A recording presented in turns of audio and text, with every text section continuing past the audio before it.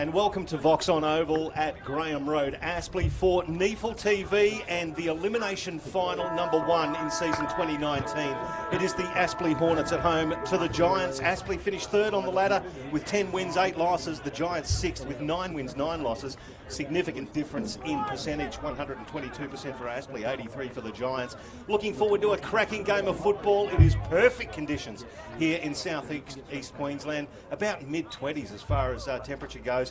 Just a little breath of wind that is possibly favouring the left of screen. NEAFL TV through Bar TV. I'm Michael Price, and calling the game with me today is the legendary Mark Kennedy. Mark, it's going to be a great game, and I'm really looking forward to seeing how the midfield matchup goes. Yeah, well, that's the one, isn't it? And we do have absolutely perfect conditions, as we said. The Giants come in, they look very strong today. I've got to say that the listen and the side they put in today looks tremendous. While Aspley, look, they've almost limped into the finals in some respects. They had a massive patch through the middle of the year where they just took all before them, and then they've had injuries to Doug Lawrence as a key defender and James Ives through the midfield, and we've had a late out, of course, with Reece Toy withdrawing from the game and Jasper Craven the late in there. So, look, I think it's set up for a great game. Midfield battle, as you said, will be key to this. Absolutely. The Giants midfield, I think they've really included some really good players. I'm looking forward to seeing Aidan Bonner going around his business as well. Nick Shipley, of course, for the Giants. They're very strong through it. Aspley got a couple of younger players that have come in through, haven't got a lot of playing experience at the moment. Dylan Smith, of course, former Swans Academy. They've got Josh Creval, Taj Aberley as well. Some brand new names almost over the last several weeks for Aspley. Yeah, it's good to see an injection of youth, isn't it? And one thing Aspley are very good at, they are good at bringing through those players from around this area. You know, we talked about Taj Aberley just then, a kid from Moreton Bay coming in, and you know, they've got players that they've brought through the ranks, which is always wonderful to see when we're trying to foster the game in Queensland and throughout this NEAFL competition. So the umpires today: Andrew Adair, James Strybos, Sam Somerville. Of course, Andrew Adair named as the NEAFL Umpire of the Year at the MVP Awards on the weekend. Jesse Baird, of course, one of the goal umpires. He has also won the goal umpiring award in Queensland and Northern Territory. You can see that midfield battle. You've got O'Halloran versus Payne in the middle.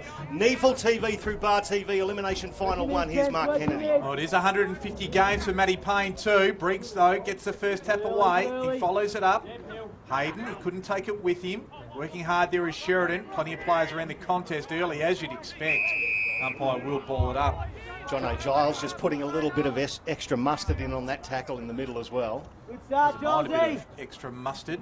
The ball hits ground level. Aspley emerged with it. Templeton wasn't happy with that handball. Goes again though.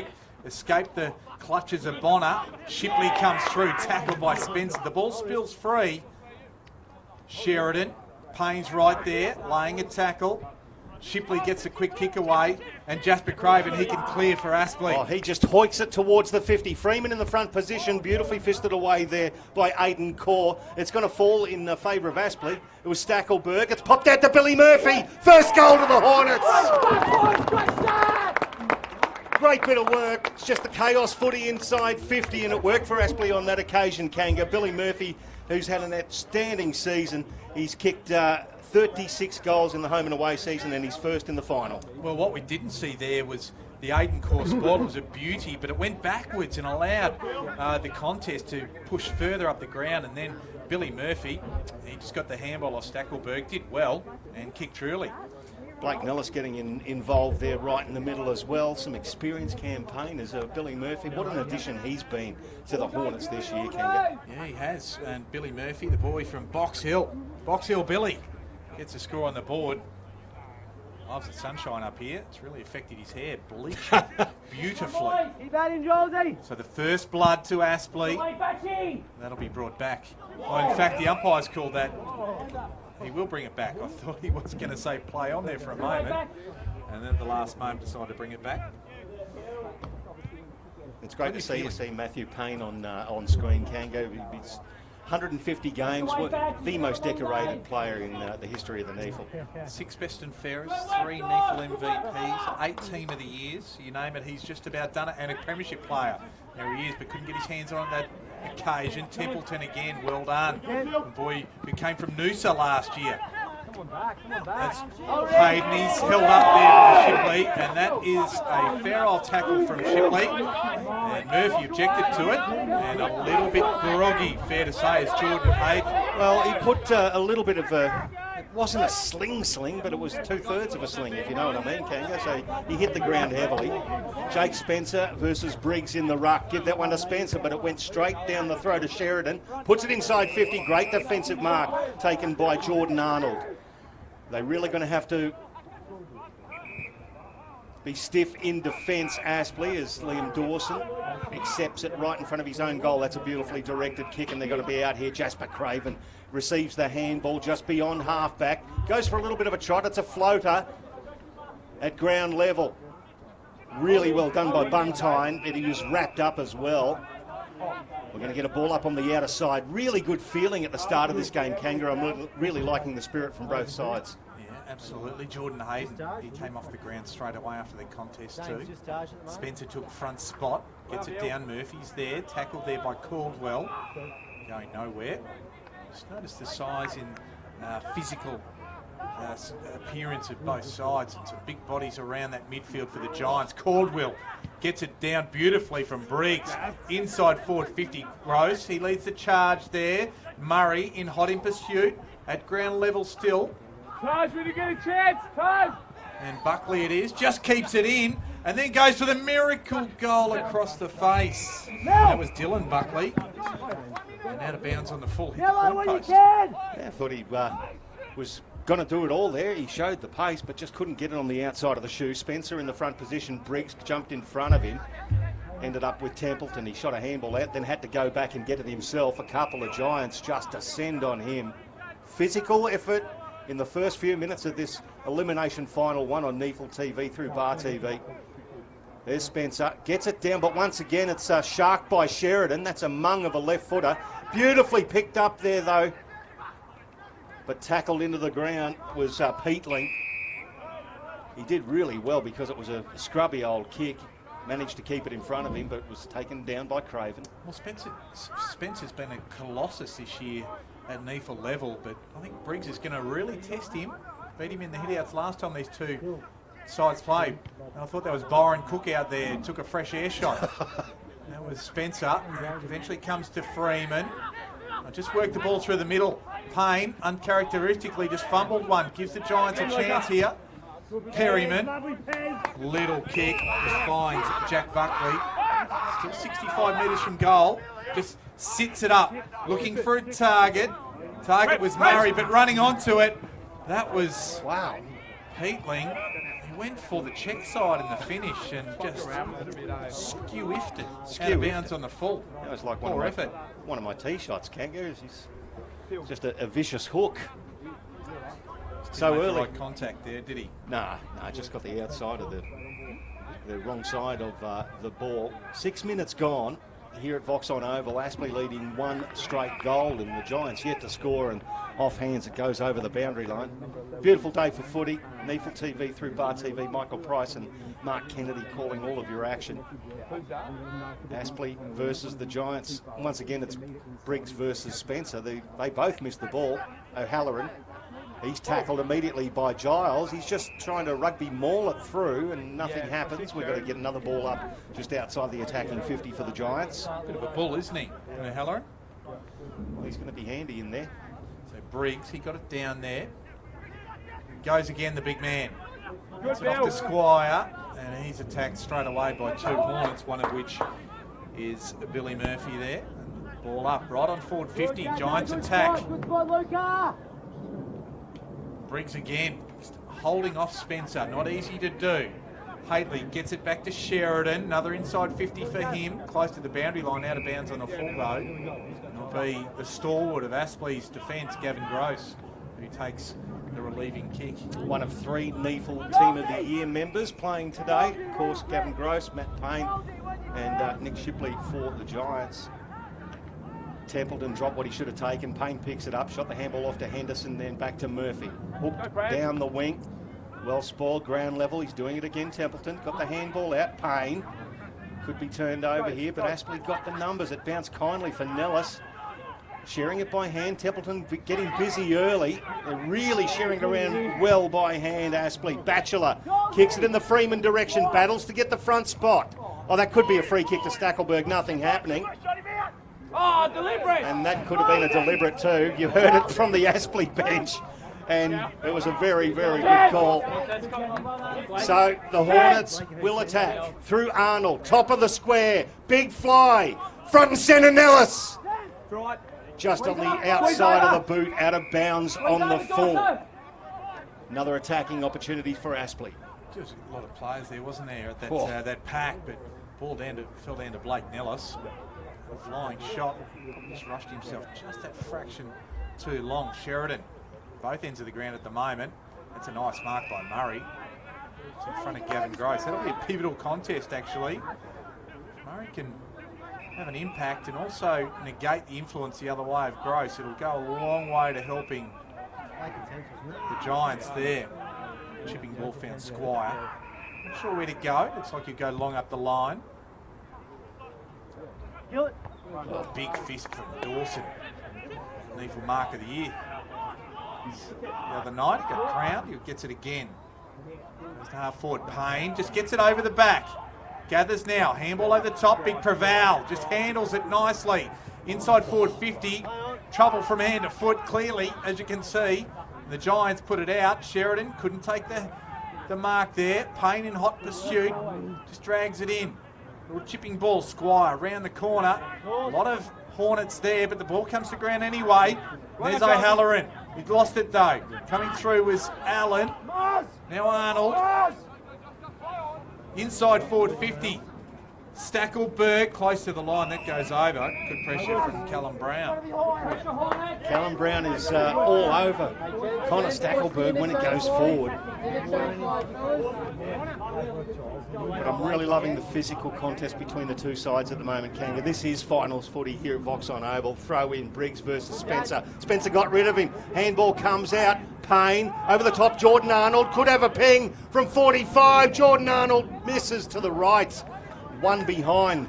1-1-7 the Hornets. 10 minutes gone. First term here at Voxson Oval. Good doors! Good spot, Dale! Opportunity, haven't they, just to put a couple on the board. Keep batting back! Only got the one so far. Core up the middle. Finds Stein. To the outer side he goes. Looking for Buckley. He'll run onto it. Arnold in hot pursuit, but Buckley just wins the day. Just looking for Chandler, but he gets it back. Does Buckley, shoots for goal and looks offline. And Jack Buckley, boy from University of New South Wales, couldn't quite get the job done, but it was a good build-up. Very good build-up. Could have been one of the goals of the season. But they get their first score on the board with 10.5 gone in the first quarter. In beautiful sunshine here at Voxson Oval, Graham Road, Aspley. Home ground of the Hornets. Ball to be brought in. Spencer is the target, right in front of the NEAFL TV commentary box. Spoiled by Briggs. And front and centre. Hard to identify that player because he had two jump on him immediately. It's well done. About the start of Templeton, he's had 9 disposals so far, so a bit of a final specialist. This time last year he was playing in grand finals with Noosa. Last 2 years. All inside forward 50 for the Giants. On there by Squire. One couldn't find his target there by Caldwell. They've still got it. Murray, little quick ball there, out of the straight to the line was Haitley, and was juggled over the goal line. So only a minor. One of those difficult ones where you're not in a position to shepherd it through, and it's sort of coming straight down your nanny gate. You've got to have a crack at it, so you can understand why. Beautiful kick. Gross fumbles what he would normally take. Handball goes back to Hayden. And now they're going to get through Aspley, but geez, they're getting harassed by the Giants down the line. It's hacked forward. What can the Hornets do here? They're in a great position. That was really well done by Freeman, but he let loose the handball. Giants are back in it. Going in there, Aspley was absolutely belted into the ground. I like the way he attacked it, though. He attacked it beautifully. Lightly built young man from Morton in the Lions Academy, as you say. But he did put in very hard there. Throw up on the outer side. Spencer, I don't know what he was doing there, trying to fling it out with his foot. It went to John O'Giles. Sky ball. Nellis. And just getting over the top of the contest and killing it. Jake Stein belted it over the boundary line. Throw in, right forward pocket for the Hornets. Once again, they're pressing. They need to take advantage of this field position, Kanga. Well, one thing we didn't talk about before the game was the fact that Aspley play this ground so well. And it is a smaller ground than usually the Giants would be used to. Little ball. Henderson couldn't quite handle it. Bulch round the corner, although there's a whistle on play. It goes right to the line, but it will go back. It happened just as he took the kick, so it will be Bulch that clanks the free kick. Just copped an illegal one as he was getting rid of the ball. Little high one, I think it was, and I think they pleaded for down the field, but that never to be for mine. Always got to plead your case. If you don't ask, you don't receive. No, court of law either. Tom Bulch has been a really good product. East Perth, relocated to Brisbane to further his career. He's done really well for the Hornets this year. Tough kick, kicks it from 48, gives it everything. It's right to the line, just across the face. So the margin, one straight goal, 1-2 leads 2 behinds. And we've played some 13.5 minutes of this first quarter. So Isaac Cumming to bring the ball back in, the boy from Broken Hill. It's a nice looking kick too. Arnold did well for Aspley, roving at Hayden, put it straight back up. Flyers are plenty for the Giants, but they spoiled each other. Billy Murphy picks it up, shoots a handball over to Giles. Giles, well, where was he going? He went left, he went right, and he went back. Kicked it to the left forward pocket. Just needed a little bit of, I suppose, communication to tell him that he had a bit more time, Jono Giles. One behind results. He could have got that handball and could have gone in. Had a better shot at goal. Chipping ball, finds Callum Brown. In front of the Aspley clubhouse there, where the faithful will be going horse for their side, the Hornets. Dawson has front spot. One on there was touched, so Chandler can't claim that. But the ball just goes forward. Perryman now off to Sproul, and he just says, let's get it down there and hopefully somebody will get there, but that bounced right on the line, I'm assuming. I thought it might have been out of bounds on the full because the umpire immediately signaled it was Johnny on the spot. A throw in. Yes. It was almost that hit to position, wasn't it? Throw in, right forward pocket for the Giants. Preval gets in front, gets the hands down. Arnold under enormous pressure. Well done by Squire. The ball goes over the boundary line yet again. We'll have another throw in, similar spot. Aspley by 7 points. 15 gone, first quarter. NEAFL TV through Bar TV. Hope you're enjoying this first elimination final. What a great home and away season we've had.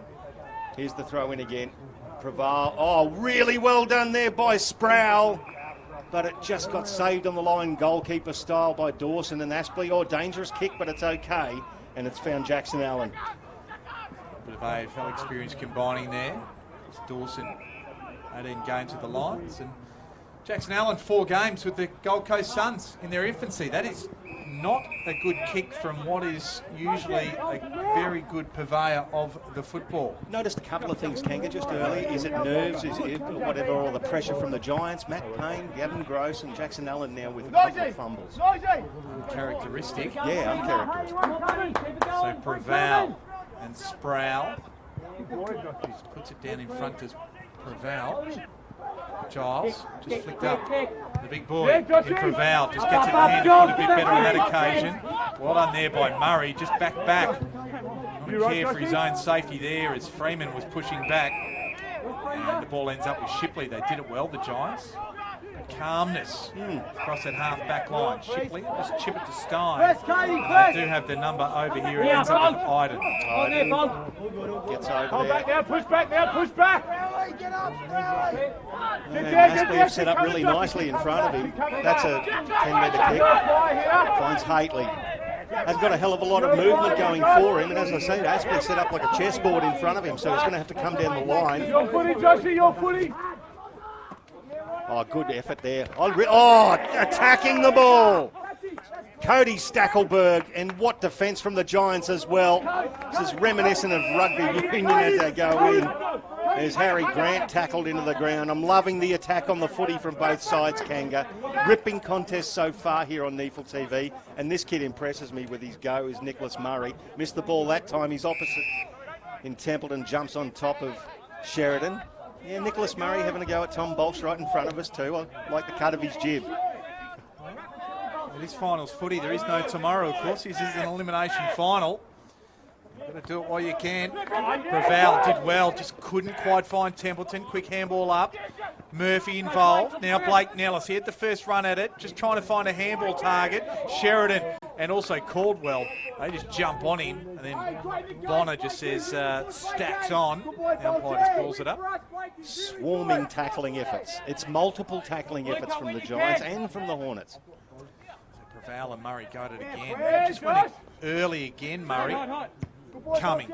Quick one around the corner. Bounces unfavourably for those attacking the footy. Dawson, Allen. Just off the one step. Well done there by Murray. That was very courageous. Stood under it. And the second bite of the cherry paid dividends for him. The boy from Henty in southern New South Wales takes off. That's a booming kick inside 50. Giants could be advantaged at ground level. It bounces there for Squire. Gets the handball over to Buckley. Buckley has a go and misses to the right. Giants with their third behind. One straight goal, the difference here at Voxson Oval. 18 minutes gone, first term, NEAFL TV. Jake Spencer calling for the ball. Jackson Allen says, no, I'm going to go out the other side. Or has Giles, or in fact it was Arnold. Goes back to Jackson Allen. Little ball there, and well done there, just chipping in front of Sheridan and Bolsh was Liam Dawson at half back, as we mentioned before. NEAFL Mark of the Year this year. Wonderful effort in round 3.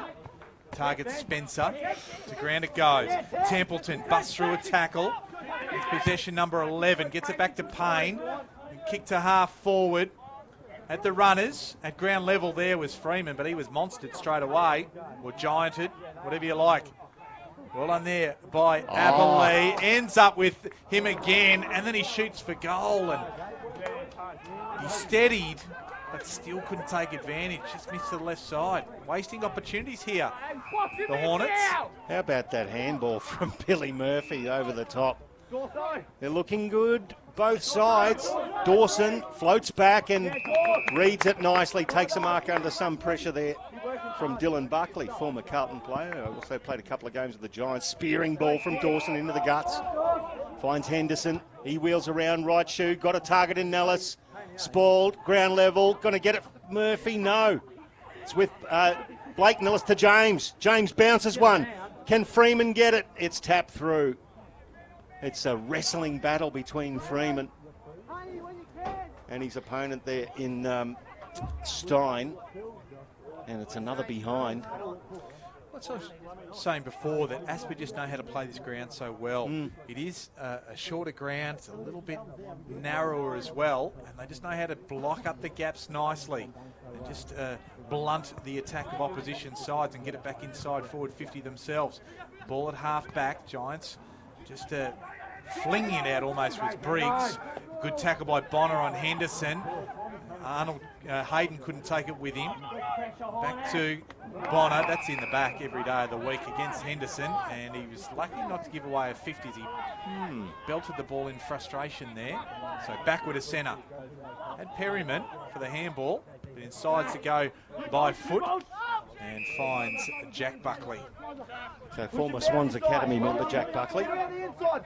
Just a bit of an arm wrestle early. I love this elimination final footy. O'Halloran takes a nice strong mark. But once again, Aspley set up in front of the Giants, so they've got to chip it around. Hately now goes to the top of the square, flying across the front. Dawson read that beautifully as Gross kept his man occupied. Dawson floated across and then delivered a beautiful pass over to Hayden. Handball to Blake Nellis. Gave him a little chance, and there's Connor Stackelberg just short of the wing. They're doing it again, Aspley. They are. James Nellis over the top. Oh, I thought he was going to play on for mine. Cumming was right there to guard the mark. Well umpired there too, because he could have pinged him for 50, but could have 50 cents each way there. Well, it certainly was. A long ball. And O'Halloran uncontested inside forward 50. That's not what Aspley want. They want a contest down there. Sheridan. Kick. Just finds, what is an impressive play in James Peatling. Just last time these two sides Meddy had 22 disposals.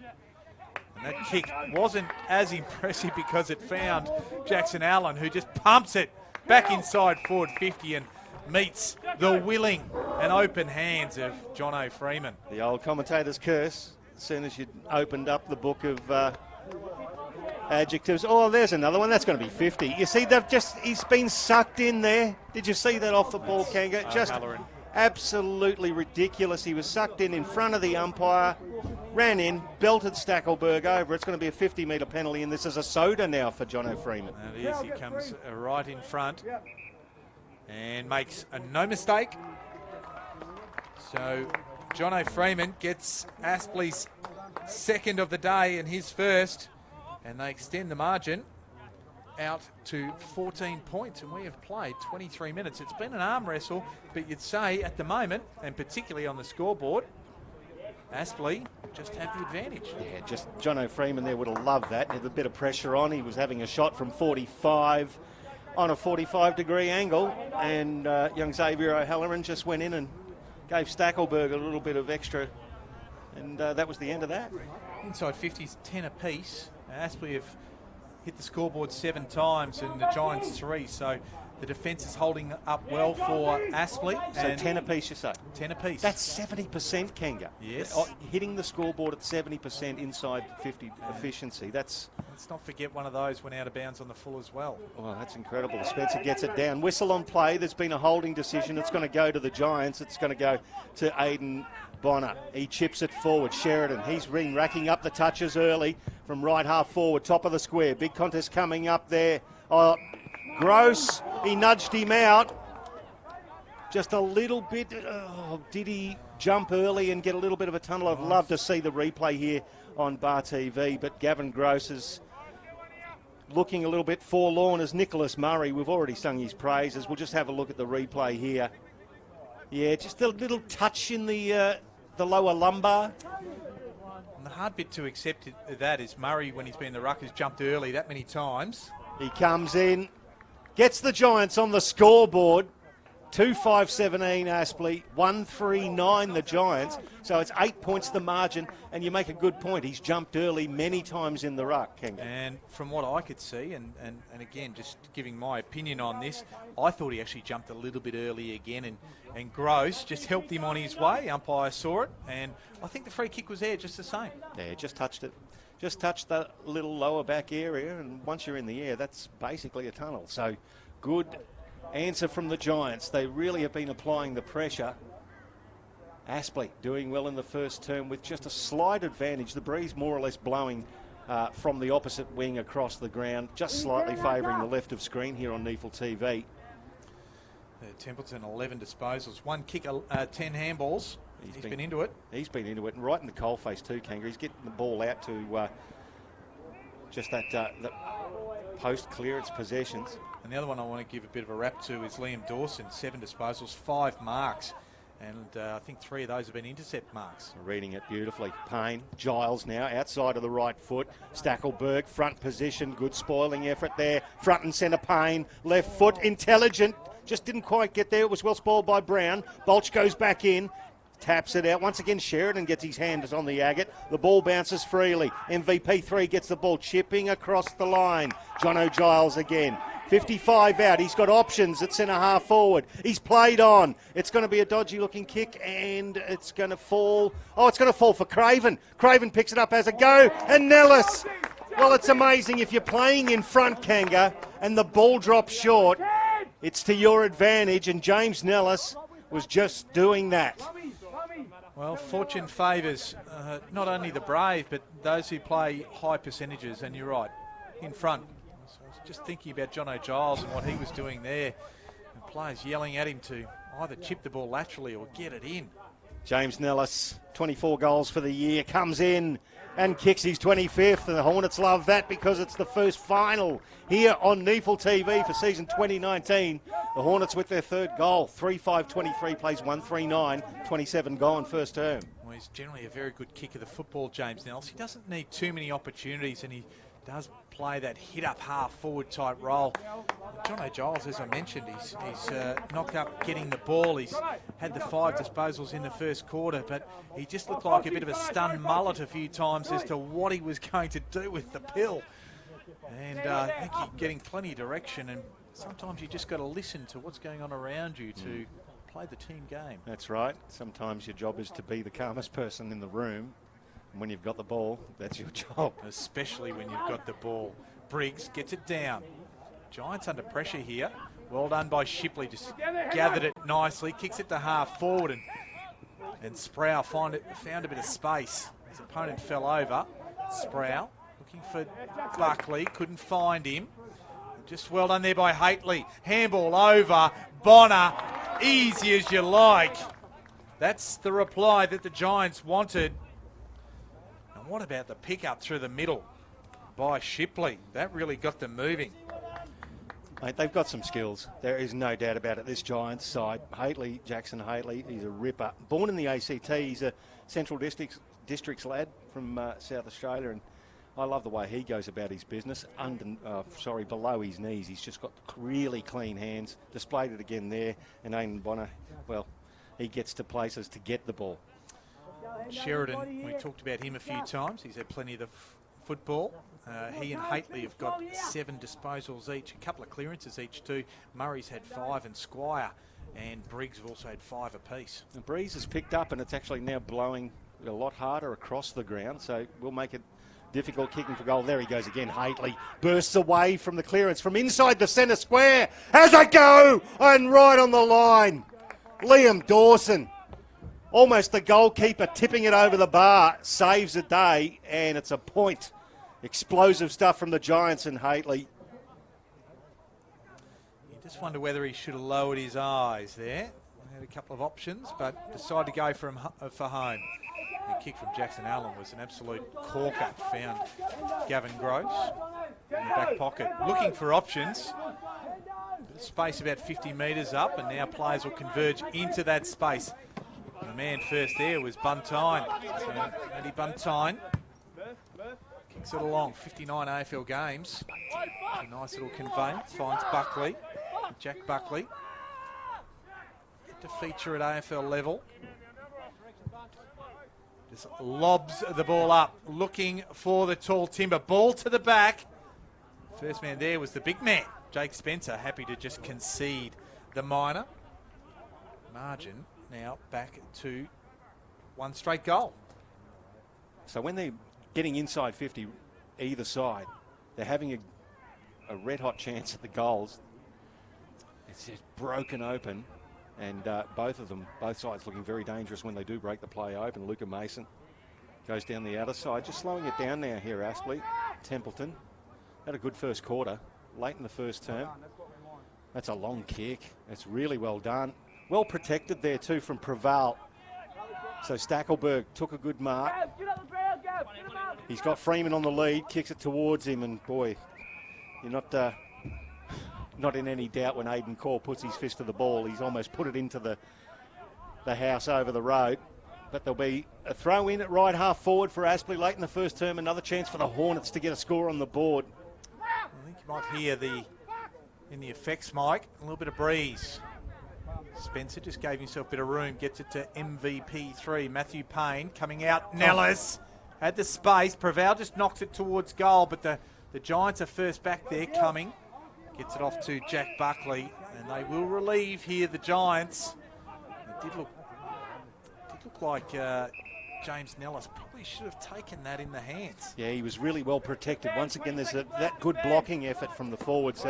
Gross over the back. 4th man up, knocked it over the boundary line, and there's the siren, and you can see on your cameras, on the camera here on NEAFL TV, the players after 1 quarter a little gassed because they have put in a monumental effort both sides for elimination final number 1 here at Voxson Oval, Kanga. A ripping first term. It is Aspley in front by 1 single goal. 3-5-23 to the Giants, 2-5-17. The goal scorers, Box Hill Billy, Jono Freeman and James Nellis for Aspley, and singles to Aidan Bonner and Nicholas Murray for the Giants. But plenty of good stats coming up from Kanga. Yeah, that's right. Aspley have had the lion's share of the football, 96 disposals to the Giants, 78.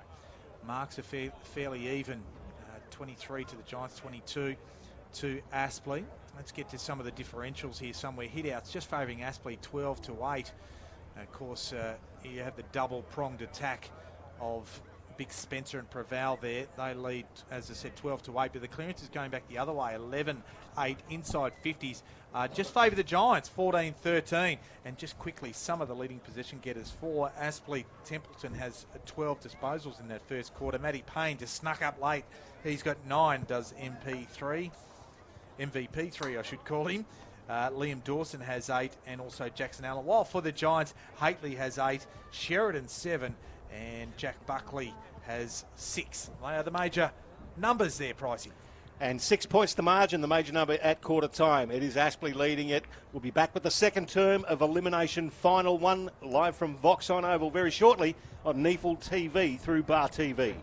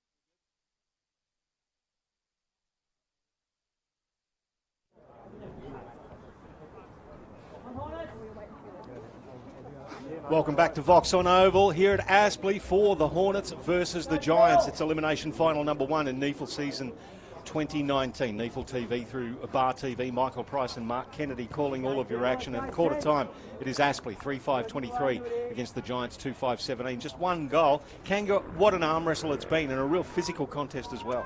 Yeah, that it has. And we're seeing a titanic struggle through the middle of the ground. We're seeing the bigger bodies of the Giants and really matched at this point in time by Aspley. And I've got to say, players like Jono Giles and Templeton, they're going to be crucial to this. A lot of decision making has to be improved from the Hornets, as they've had plenty of opportunities go through. Spencer lobs it down. There's Templeton getting his hands on the ball yet again. Nice left footer towards half forward. Cumming versus Murphy. And Freeman at the back. Murphy just held Cumming out of it. Freeman got there first from 55, not beyond the realms of possibility. But it's a long kick regardless. It's long. It's very long. It's just a little wide. One behind. Surfing that breeze, Jono Freeman. 3-6-24. 7 points the margin now. Oh, that's a good way to put it. Here's the boy from Noosa, surfing. Thought you'd like that one. Yes, that's right. Better than doing the bicep curls on Noosa Main Beach. Ball over the back now. Arnold, or Hayden it should be. It's ball at ground level here. The Noosa player has it, and just riding him into the ground is Stackelberg. Now come away, Sheridan. Just tried to get it to Peatling, couldn't do so. Groves just puts it inside forward 50 and attacking it hard. That hit-up leading player was Connor Stackelberg. Yeah, once again, Kanga, it's the tumbling ball inside 50, playing in front, basic forward craft. Connor Stackelberg is an extremely good forward. He's kicked 30 goals for the year. He's been a really good foil for Jono Freeman with Billy Murphy up front as well. Connor Stackelberg comes in. He's going to have to kick it 45 metres, 45-degree angle. We've got a good look behind it. Sits it up on the breeze and comes back beautifully. First for Stackelberg, the fourth for Aspley. Extend the margin out to 13 points early in this second quarter. And there you go. Seeing the breeze. That's knowing how to play this ground. And that area, I suppose, there's the dressing rooms over to the right. They'd be having a few pings from there as they go off the paddock from around about 50, but he just really rode that breeze beautifully, Connor Stackelberg. Exactly what Aspley required. Is that reward for effort. They've got the ball in there a couple of times quickly, and they've scored one goal, one out of it. They need to continue to do that. Well, as we mentioned early or midway through that first quarter, they have been pretty efficient up forward. They've had 15 forward entries and 10 scores hitting the board. 4 goals, 6. So Andrew Adair bounces it in the middle, the umpire of the year. Once again, Spencer down to Templeton. He's pushed off it there by Caldwell. Giants in attack now, and they've got some numbers here. The pace of Batchelor gets there first, though. Toes it off the deck intelligently, but it just misses his teammate. Comes back now, Sheridan. Back to Caldwell. That's a high left foot ball. Jack Buckley, great grab. He had 2 Hornets on top of him, and Jack Buckley took it at centre half forward. He's got a man on his own. Just inside 50 out to the right, ignores that, kicks it into the path, and that was very, very well done. Good bit of blocking and a nice mark taken by Peatling. Well, regardless of this a goal or a point, or whatever happens, I think they should really thank Jack Buckley. That was a magnificent mark, contested. Two players bearing down on him. And James Peatling, he'd be looking to take full advantage of this opportunity. The round 7 NEAFL Rising Star nomination comes in. Only kicked a couple of goals, 2-6 for the year. And that might be, in fact, why. Just to the right. And misses a golden opportunity for the Giants there to answer the Hornets. So it's back to a 2-goal margin, 30 plays 18. Allen goes out wide. Dawson finds Gross. So the defensive firm back there, they've been an absolute impassable wall at times this year. Goes out towards Arnold, just sits it up. Looking for the tall timber. Nellis went up with the one hand in the finish. Coming back the other way is Haitley. Right to forward 50. Gross is there. At the back is Aspley's defence just working overtime yet again. Dawson measures one out of sight and finds Henderson. Golden opportunity to switch the play was taken away there. Payne was ignored as he led for the ball. Now the Giants could make them pay. Coming out, Murray gets a little bit of ear work from Liam Dawson. That's in the old vernacular, making him earn it.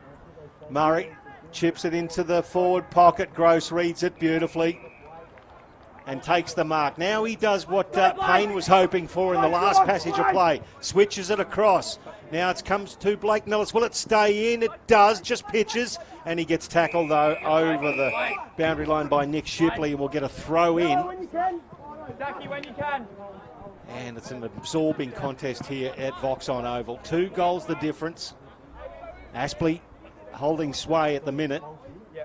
Have a look at Spencer versus Briggs in the ruck. Kanga, it's been an absolute cracker of a battle between these two giants. Well, giant men. One of them's a giant, one of them's a Hornet.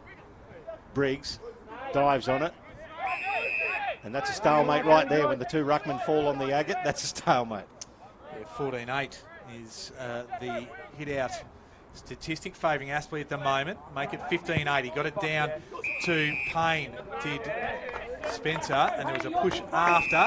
So it'll actually, as he kicked it, so it'll come back to where Matthew Payne was. Of course, finished in the top 3 of NEAFL MVP voting, I think, for the 5th time. Incredible. Consistency, isn't it? Winning 3 so far. MVP 3, Matthew Payne sits it up.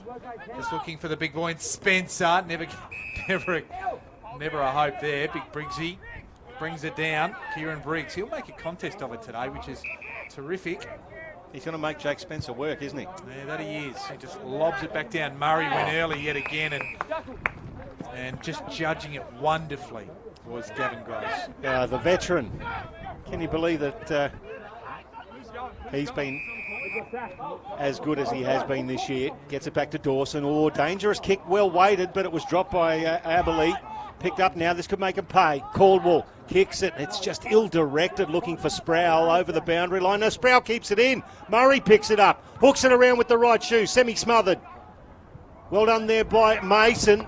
Can they get it out here, the Hornets? They do. Bolch, will he be able to handle it? He does. Gets the right foot onto it and hits Payne. Payne to the run of Templeton. Templeton's got 1 or 2 options, chooses the handball. Now Stackelberg comes out to Giles. Beautiful pass. Giles sells the dummy. Tries to get around Brown. Chipping ball. Well done. Henderson. Henderson to the top of the square. Preval's going to have to go. Freeman could have been held as well. And over the boundary line. Good contest taken by Stein. In front of the scoreboard, we'll get a throw in. Well, one of the things that really struck me there is how fast Aspley wanted to try and move the ball. They just kept it going. Again, not sure Giles knew exactly what he was doing there, but he got a fortuitous kick to Henderson, but he was happy to go. Ball back into play. Briggs went early, but roving it there was Matthew Payne. Sits it up with the left foot right to the goal square. The big spoil there from Aidan Core. Sheridan. The tackle, but he got the handball away. Doing the 360 there was Perryman. Gets it off to Stein, who's happy just to hold time in his defensive 50 on that outer side. So, yeah, it's interesting the Giants willing and hoping to hold on to the ball. Brown looping handball over the top. Coming. Arches the back. Then the handball just made it to his teammate in Grant. Canberra product kicks it again to Murray versus Gross. Gross taps it down and it's over the boundary line. That's an absorbing battle. 2 blokes at the opposite ends of their career. One's basically starting off, one's at the latter stages. But it's been a fantastic contest. Well, he's got a fair bit of ability, does Nick Murray? Oh, That's on show today. And all the wiles and guile of Gavin Gross are going to be needed here. It's Hayden. Jordan Hayden got a very big bump early in the game, a tackle from Shipley. And it's good to see him up and going again. Briggs got front spot, although Spencer just reached up and grabbed it. Callum Brown just tries to shake a tackle. Henderson does well enough. Mason just kick smothered as Callum Brown followed up. Good work there by him. Yeah, well done, Callum Brown. Interesting. He's from County Derry in Ireland. He was identified back in 2017. He's only been playing footy for a year and a half. And he's showing some magnificent ability. He's done, could be an interesting pickup for the Giants. Not that you judge a book by its cover, but he doesn't look like a typical Irishman. No, that's for sure. It's the blonde hair at the front of that dark hair that does it. Goes in there. Sheridan, he did well. Got it forward. Good contest. Buckley falls over when he might have kept his feet. Once again, Gross is just going to beeline it over the boundary. We'll get another throw in. 2 goals the margin, Kanga. 9.5 gone second term. NEAFL TV.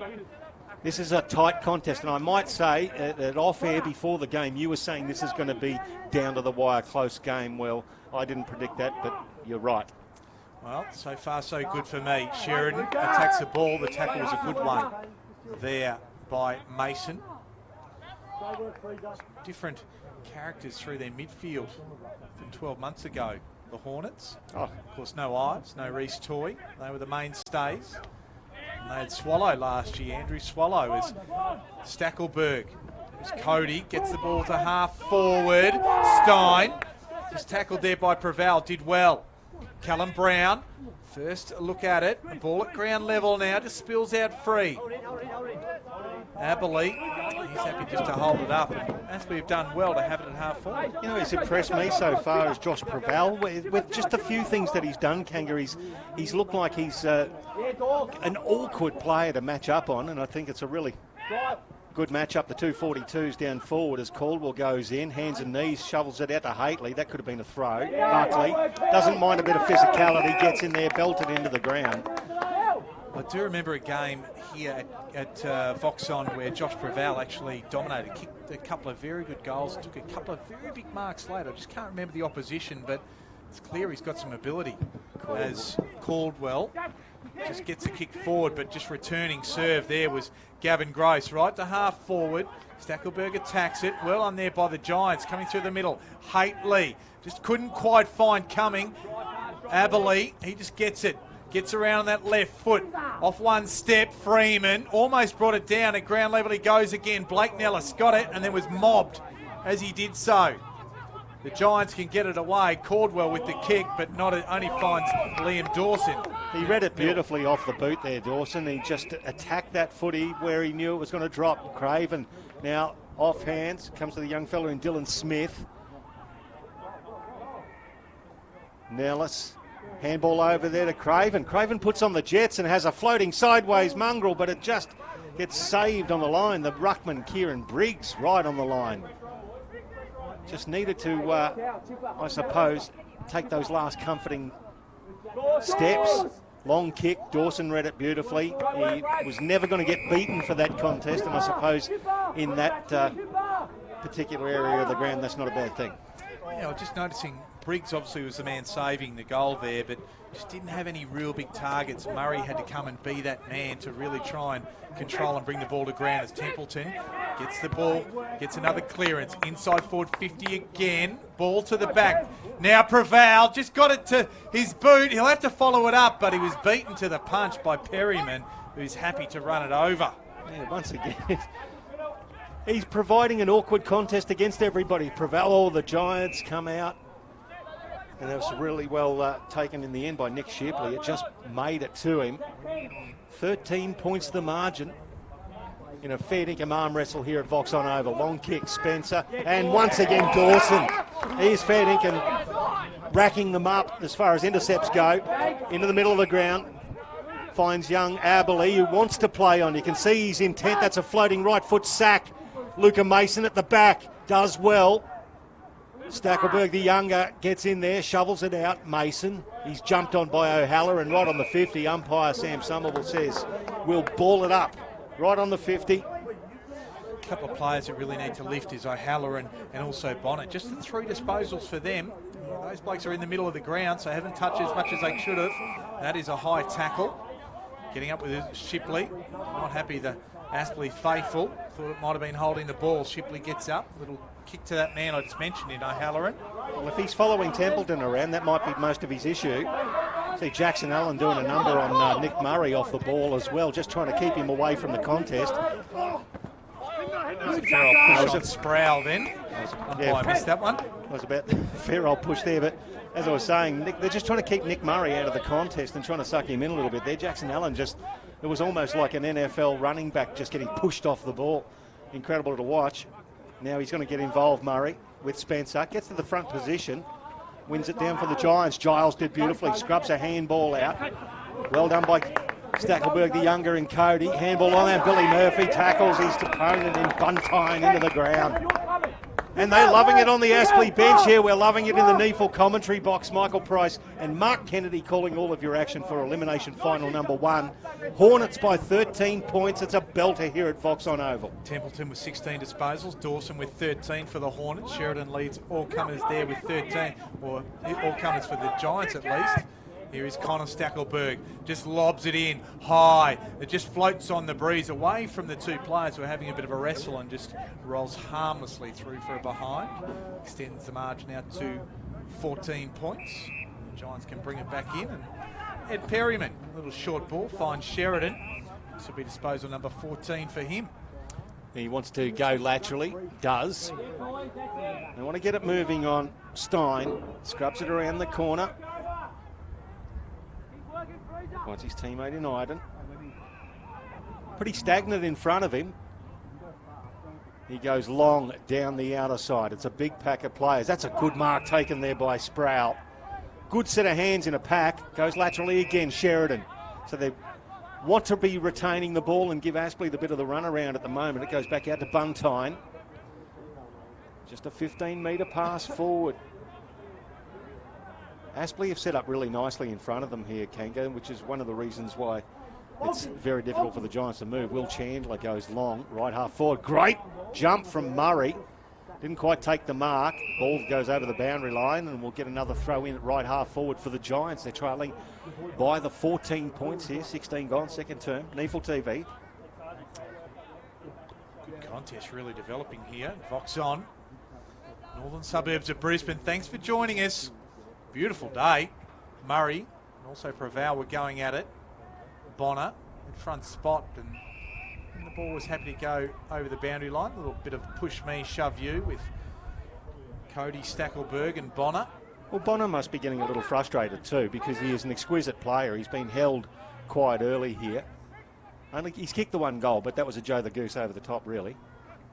Ball to the back. Who's going to run onto this? Templeton was making a beeline for it. O'Halloran, though, got there first, had his kick smothered. So it's play on as Henderson. Not sure where to go. He's going back like he had a mark, but then decided, I've got to go. Took a bounce inside forward, 50 towards Nellis.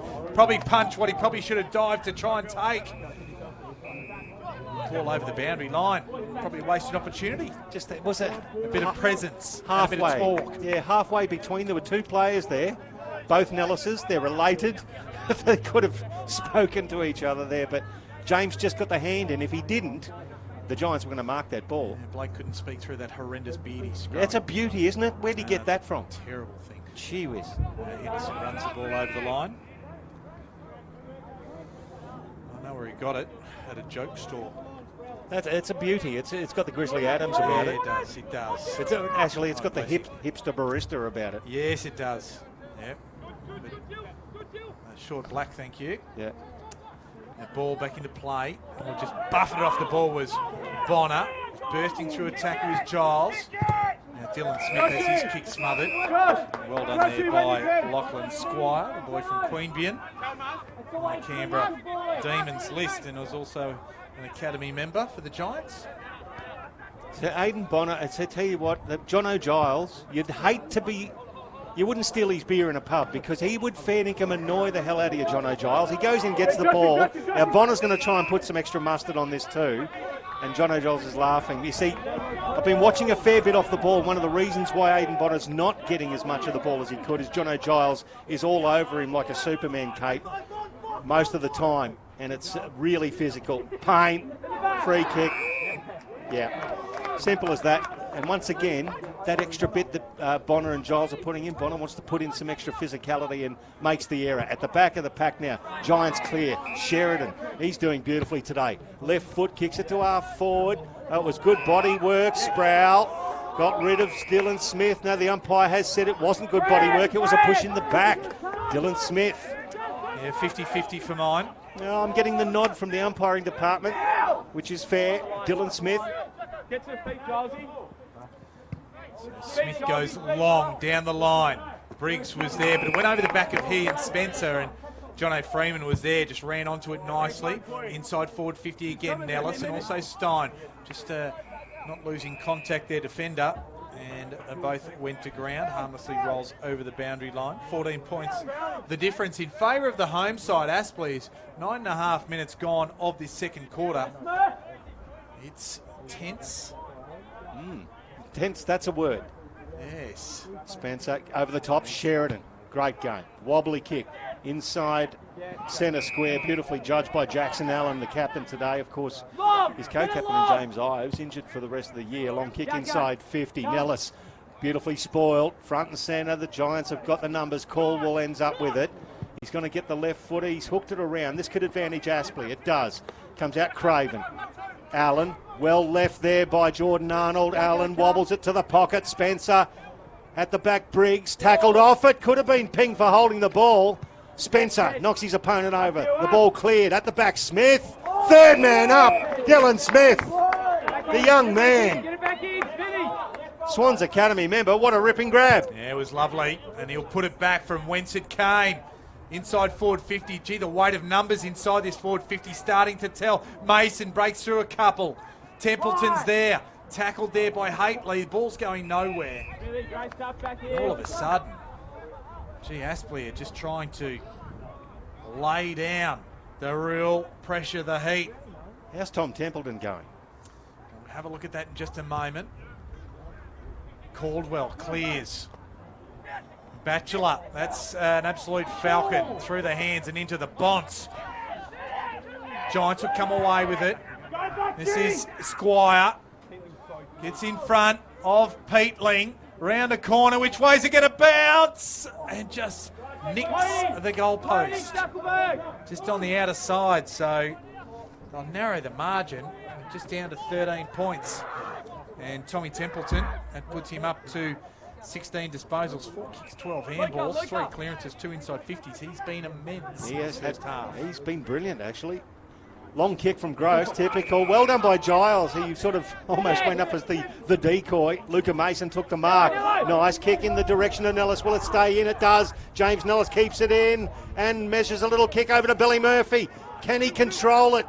He does at ground level. He's got to get rid of the agate. It was too high. Umpire was blindsided. Was never going to see that. There's going to be a ball up right on attacking 50. It was a good tackle there by Shipley.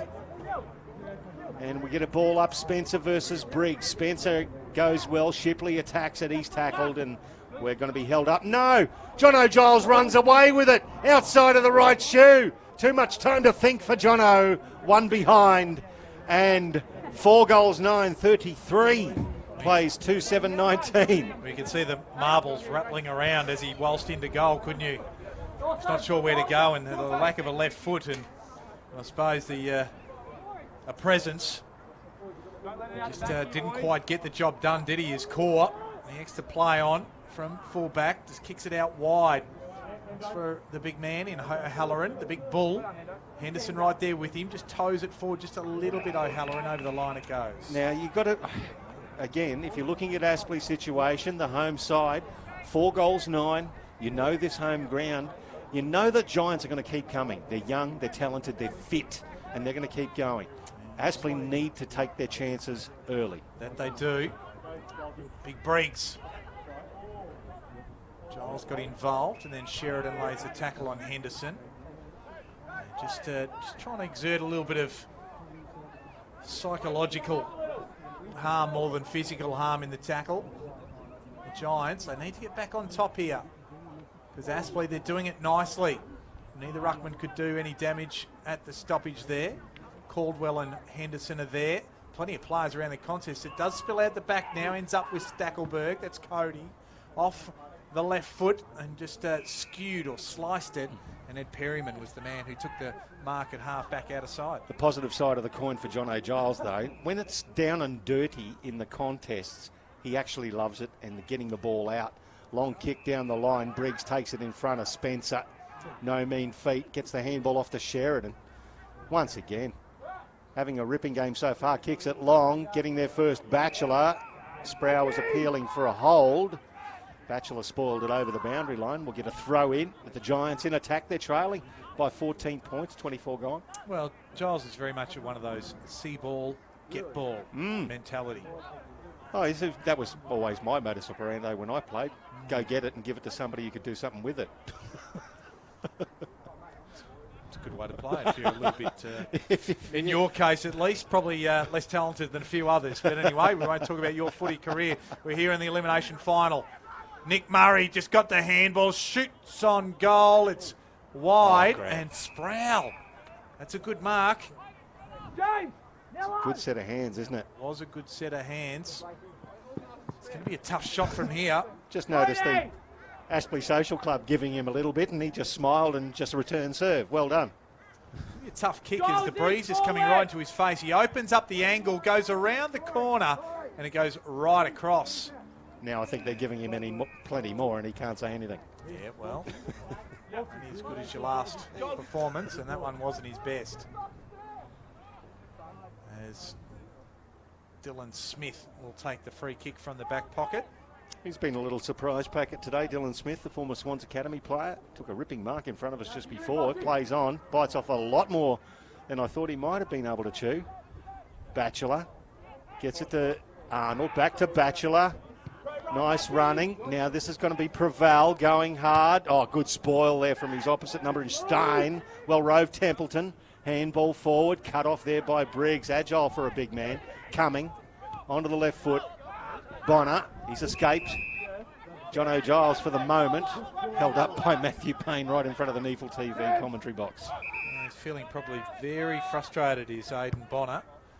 He goes long down the line. Sitting under is Gross, but Murray came over the top, and that's a free kick. It'll go the way, or it'll go against Sheridan. It'll go towards Dylan Smith yet again. He'll get up it from it. There's nothing of him really, Dylan Smith, is there? There's probably more curly hair than most things. Looks like a bit of a pipe cleaner in some respects. Certainly got some skills. Yeah, Bulch is the man with the ball. Point of the square, half back. Commentary side of the ground at Voxson. Kicks it long.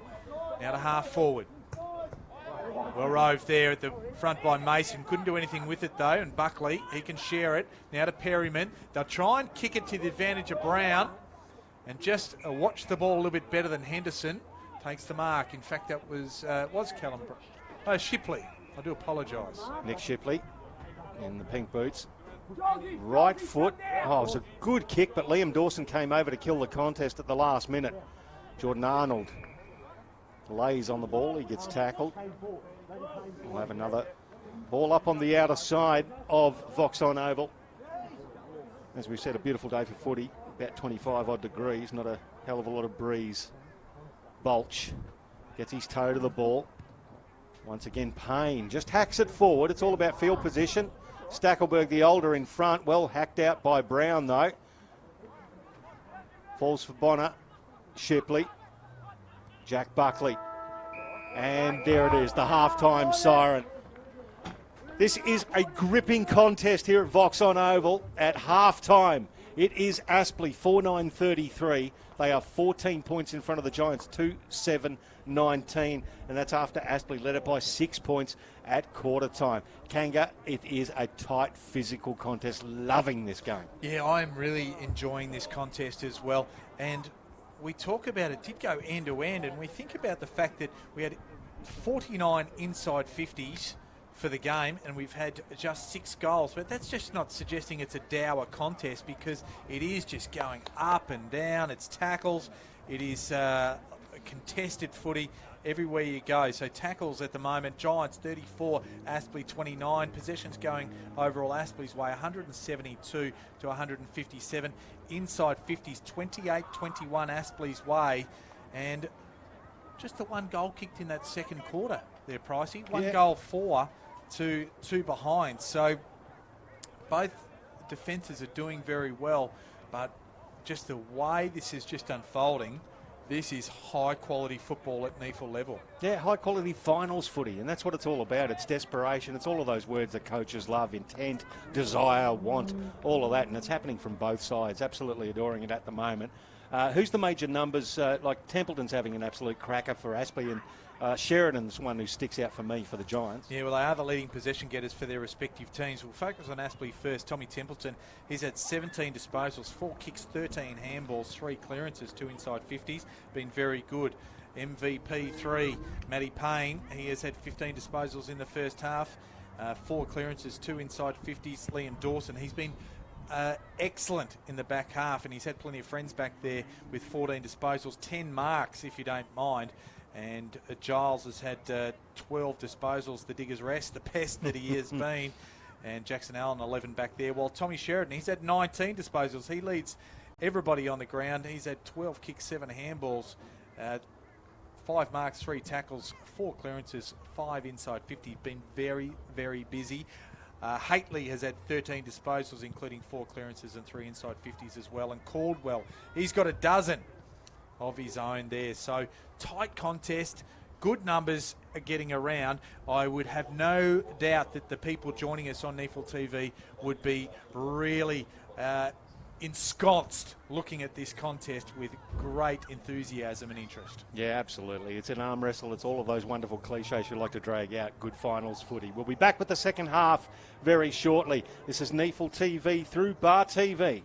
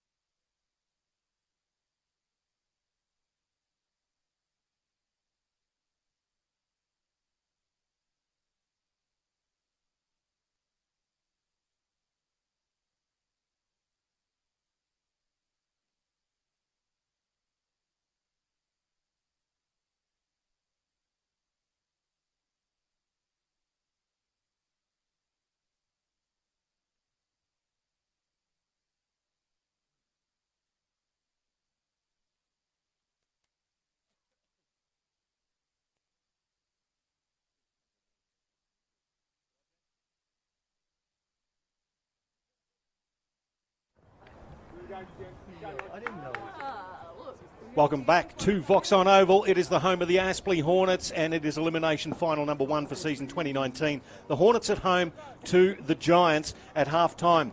Aspley lead by 14 points. They led by 6 points at quarter time. It's Michael Price and Mark Kennedy calling all of your action. Kanga, the first half was a corker. Really looking forward to the second half. Yeah, it certainly was, and I think coming here today, I personally saw these two sides as really evenly matched given the stock they had on hand. And it's turned out that way, although Aspley really have taken a few more of their chances and they'll need to take a lot more. Getting ready for the second half, Mark Kanga Kennedy. Beautiful bounce in the middle of Voxson. Briggs gets the first one down. Follows it up. Little kick went nowhere. Sheridan, he's set upon by Payne early. Ball up. Not far, as the Giants will look to attack and really put this back on their terms. Haitley couldn't get a good bit of purchase on the ball. Giles went to ground. And yet again we have another stoppage. It's been tight, intense, and it's been physical. No clear winner of that ruck contest, although the ball just goes the way of the Giants. Gross and Murray were at it, both almost slipped over. Well done there by Buckley. Little quick kick, and Bonner takes the mark. Well done there by Jack Buckley. Haven't minded his game today so far. 11 disposals. That was disposal number 12, in fact. Did a few important things there. Gavin Gross did really well against Murray to keep his feet, but just Buckley getting involved there. It's another good chance for the Giants. We saw a kick not too dissimilar from this range. You need to sit it at this left goal post and it'll come back, and he does exactly that. Just measured it wonderfully, did Aidan Bonner. That's the start that the Giants wanted. They put the margin back to 8 points, and we have played 1.5 minutes of this third quarter. Second goal for Aidan Bonner as we have a look at...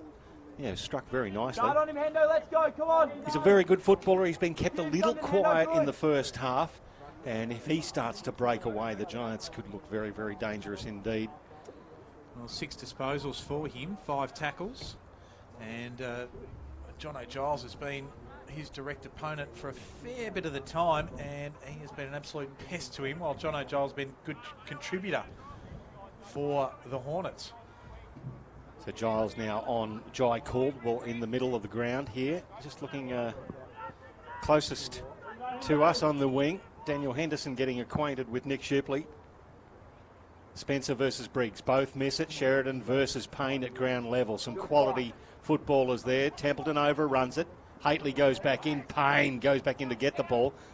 Sheridan. Handball back to Cumming. Sky ball. O'Halloran spoiled there by Jordan Hayden. Once again at ground level. It missed by Jono Giles. Briggs puts himself in, tackled by Spencer. How did he get rid of it? The ball hacked forward now. It's going to land in no man's land. Bounces awkwardly for Jackson Allen. Gross gets involved. Bounces awkwardly for the Giants there. Craven gets involved. Now Bonner. Back to Jack Buckley. Scrubs it forward to Dawson. He's going to just chip it forward. Will it make it to Templeton? It does. Handball to Payne. Payne now. Good vision. Finds Craven. Forward of the wing. Jasper Craven has a bounce. Runs to 55. Kicks it into the pocket. Murphy's got to go. Spoiling effort there. Well done. And the Giants absorb that pressure. There'll be a throw in the left forward pocket. Reckon Jasper could have just let go and kept going there myself. Yeah, he just probably didn't have the impetus to get around on that right foot to really load up as he would have liked to have. The work from Templeton and Payne, both good vision and good hands there.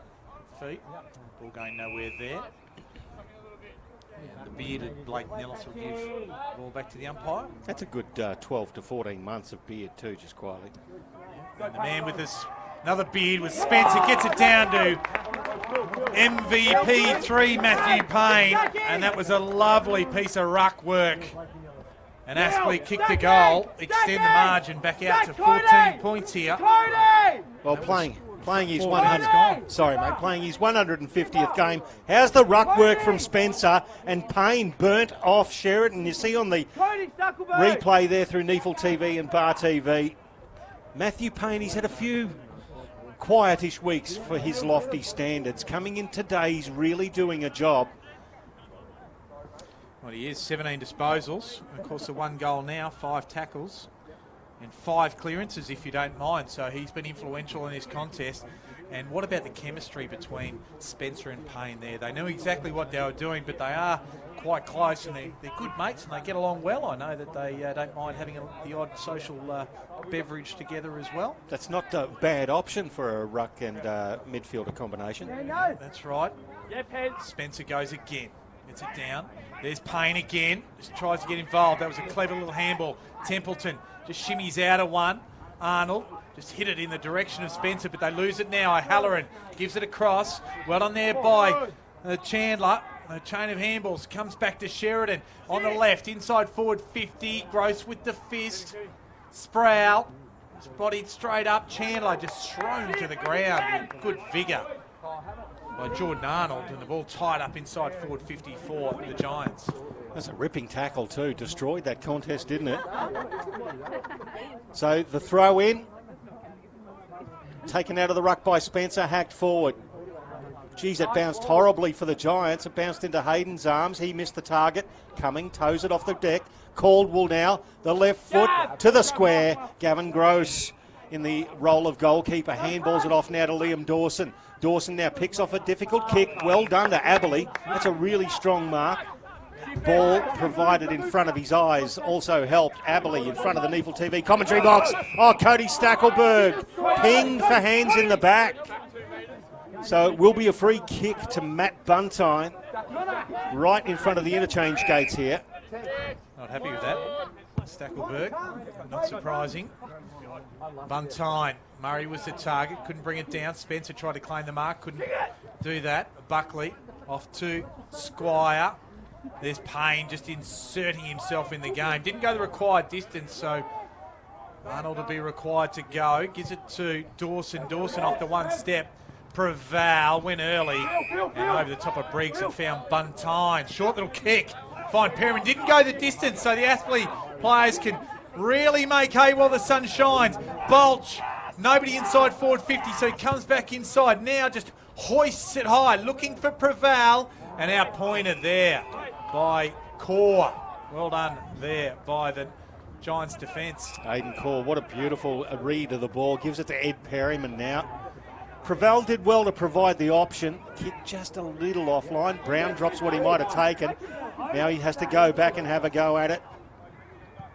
Beautifully measured pass. Well done. Hits Harry Grant, one of the two Queanbeyan Tigers who played a little bit of footy for the Canberra Demons also in the NEAFL this year. Long kick down the line. Gross. Fisted away by both he and Liam Dawson, both with the intent over the boundary line, and a throw in. It's the Hornets by 14 points.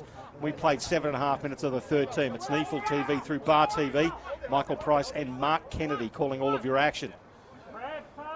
What a wonderful contest we've got developing. And there's another one going on very nicely down the road too. Tight contest between the Sydney Swans and Sydney University. That's reaching near its crescendo. And it is the Sydney University side by 9 points. Might be early or very late in the third quarter. The ball tied up here at Voxson. 15 points. 15 points, 12-7, 79, plays 9-10-64 down at Giants Stadium. In the Bunnies. Templeton wrapped up by Caldwell, but managed to get it to Bolch. Well done there by Nellis. Play on to Call. He gets around O'Halloran. Right from the point of the centre half forward. Just a bit of a nothing kick. And they'll just work it through. The sheer grunt of Aidan Core gets it off to Callan Brown. They're still on a bit of strife though. Cummings there, gets it up. Now to Callan Brown. Has a little bit of space, has a little bit of time. The benefit of a Shepherd. That's 3 bounces. On the left, not the best conveyance of the footy. Jackson Allen's there. Couldn't take it with him. Sproul trying to feed it out the back to Buckley. Couldn't get it there. They'll try and mop it up, and it's Payne for Aspley, who can get it away and finds Jasper Craven. Yeah, this is going to work out nicely. Looping handball over the top. They'll be able to get out here. Jordan Arnold, long kick in the Nellis direction. James takes the mark in front of his eyes. Beautiful kick of the footy there. Stackelberg just coming back onto the field, Connor, and could be breaking to the goal square. Front and centre, Billy Murphy taken high. 40 metres out, 45-degree angle. Billy Murphy with a chance to extend the lead for the Hornets. Oh, we just see this replay here, and contest happened. Murphy was the first man on the and just was happy. He knew the pressure was there, and he's buckled at the knees. Would you call that the Sherwood shrug? I think it was legitimately there, don't get me wrong. Oh, it's got shades of the Geelong genuflect about it, no doubt. But Billy Murphy, he kicked the first goal of the game in the first minute of the game. From 45, it starts right and it stays there. One behind results. So 5-10 Aspley to 3-7 the Giants. We hope this doesn't come back to haunt Aspley, this inefficient work in front of goal. The chipping ball finds Shipley. Well, we know the Giants are going to keep coming. They're young and they're very fit. They are. Shipley goes wrong to this commentary side of the ground. Spencer just dropped what he should have taken, but just the experience of Gross just mopped it up, although at half forward the kick didn't hit the target, allows the Giants to get there. Caldwell to Murray, does it well. That's a good mark in front of Jordan Arnold. I'm not sure where to go, so now he's got targets back there, sits it up with the breeze, looking for somebody to get under it, and nobody did except the Aspley defence, and Dylan Smith was the man. He's done some very, very good things today as Dylan Smith. Haven't seen him before, but he's a slightly built young man, but boy, he's got some skill. Long kick from Gross. Oh, good contest. Freeman could have got a free kick there. It comes back to Briggs. Good hands there. Came from Squire through to Brown. Hately now off to Murray. Murray gets away from Henderson and kicks it to a dangerous spot. Well done there, Jackson Allen. Held his opponent off and fisted the ball away to centre-half back. It's picked up by Shipley. He's tackled by Mason and could have been pinged. Well done by Mason. Held the ball in. It's going to be a ball up at centre-half forward for the Giants. They're trailing by 15 points. Their tackling pressure has been excellent today, Aspley. Bigger bodies around that contest, the Giants, but Aspley have really kept coming. Squire, a little quick out to the advantage. Well done there by Dawson, although he gave it straight to Harry Grant. Little kick, and well done there by Dylan Smith, had front spot. Yet again, little chipping ball in the back pocket finds Jordan Hayden. It's down the line, Gross is there, just stood tall. The big arms up, plays on quickly, gives it to Stackelberg, that's Cody, and then kicks it to his brother, Connor. Just forward to centre on this commentary side of the ground. Into space. Who's going to get there first? Iden and Nellis. Nellis just bats it back in the corridor, but the Giants are there and they can save the day, and they're going to take it wide. O'Halloran in the middle of the ground. It eludes plenty. And it might be tied up by Craven. It's a nice tackle to hold the ball up. That was really fortunate because Xavier O'Halloran had a lot more time there. Just hacked it into the middle. Luckily, it just evaded Jasper Craven's grasp there because it was coming straight back, and I think with interest. The pressure of finals football and around the contest might be telling on a few. So Spencer got it out. Picked up by Caldwell. Tackled. He breaks that tackle. Let's loose the ball. That could have been around the neck or just a high contact. Had his head over the ball, so he wasn't ducking for any other reason apart from to pick the ball up. Umpire comes in. Briggs versus Spencer. Spencer grabs it out of the ruck, semi-smothered. Templeton as well. Bulch taken high. Will get the free kick. So the tackle's just loosening up as everybody gets a little bit more fatigued, Kanga, and ball gets taken out. Cody Stackelberg fumbles. And tackles. Ball stuck underneath out there, and we're going to get a ball up. As we see Dylan Smith coming off the ground. Kanga, he's got a bit of a limp up there. Not sure whether it's a knee or an ankle, perhaps. Certainly lower left leg for mine.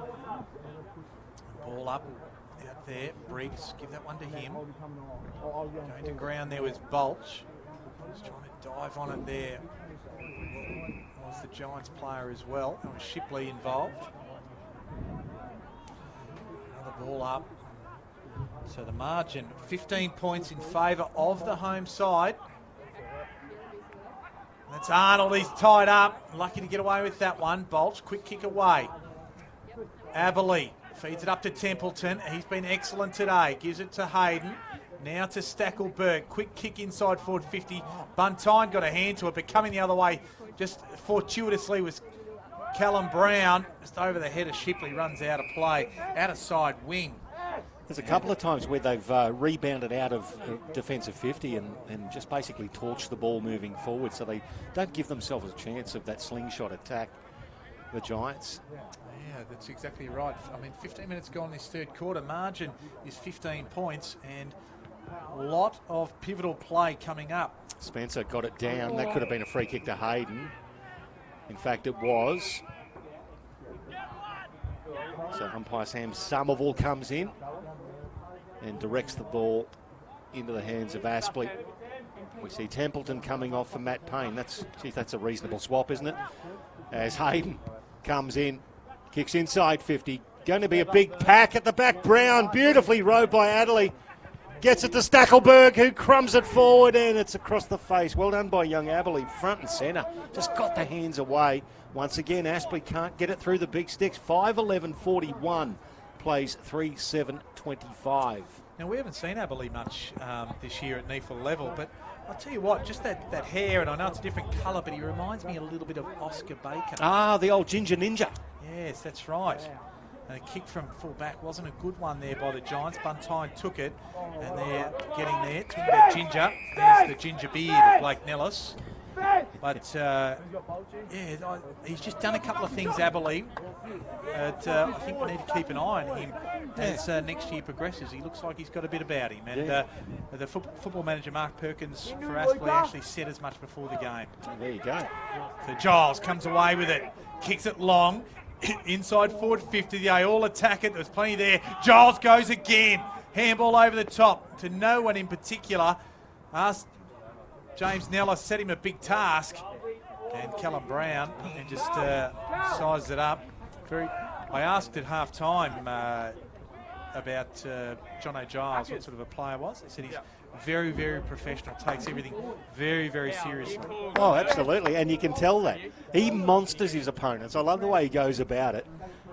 So at the ground level, Billy Murphy taken high again. Well, you see, he's become in that same vein as Alan Christensen / Joel Selwood, the old genuflect from Geelong. But he does well, Billy Murphy, at ground level. And, of course, if you're going to go in low and you've got the ball, it's beholden on the bloke who's going to tackle you to do it in the right vein. Billy Murphy kicked one. Hornets could really use this one. Oh, he's put it right across the face. It's going to be a contest, fisted away by the Giants' defence. Blake Nellis, handball to Payne, left foot. He's going to try and get it to Jordan Hayden. Oh, well done, Buckley. Just used his body beautifully to get rid of Hayden. Well spoiled by John O'Giles. Craven, now top of the square. No, not quite. Didn't even make it that far. Buntine takes the mark for the Giants. They've had some chances. Those inside 50s are starting to mount up for Aspley. Now 36-27. And the ball there with the man who sounds like a journalist, Harry Grant. Sheridan across the face. It's Iden. Now they're out.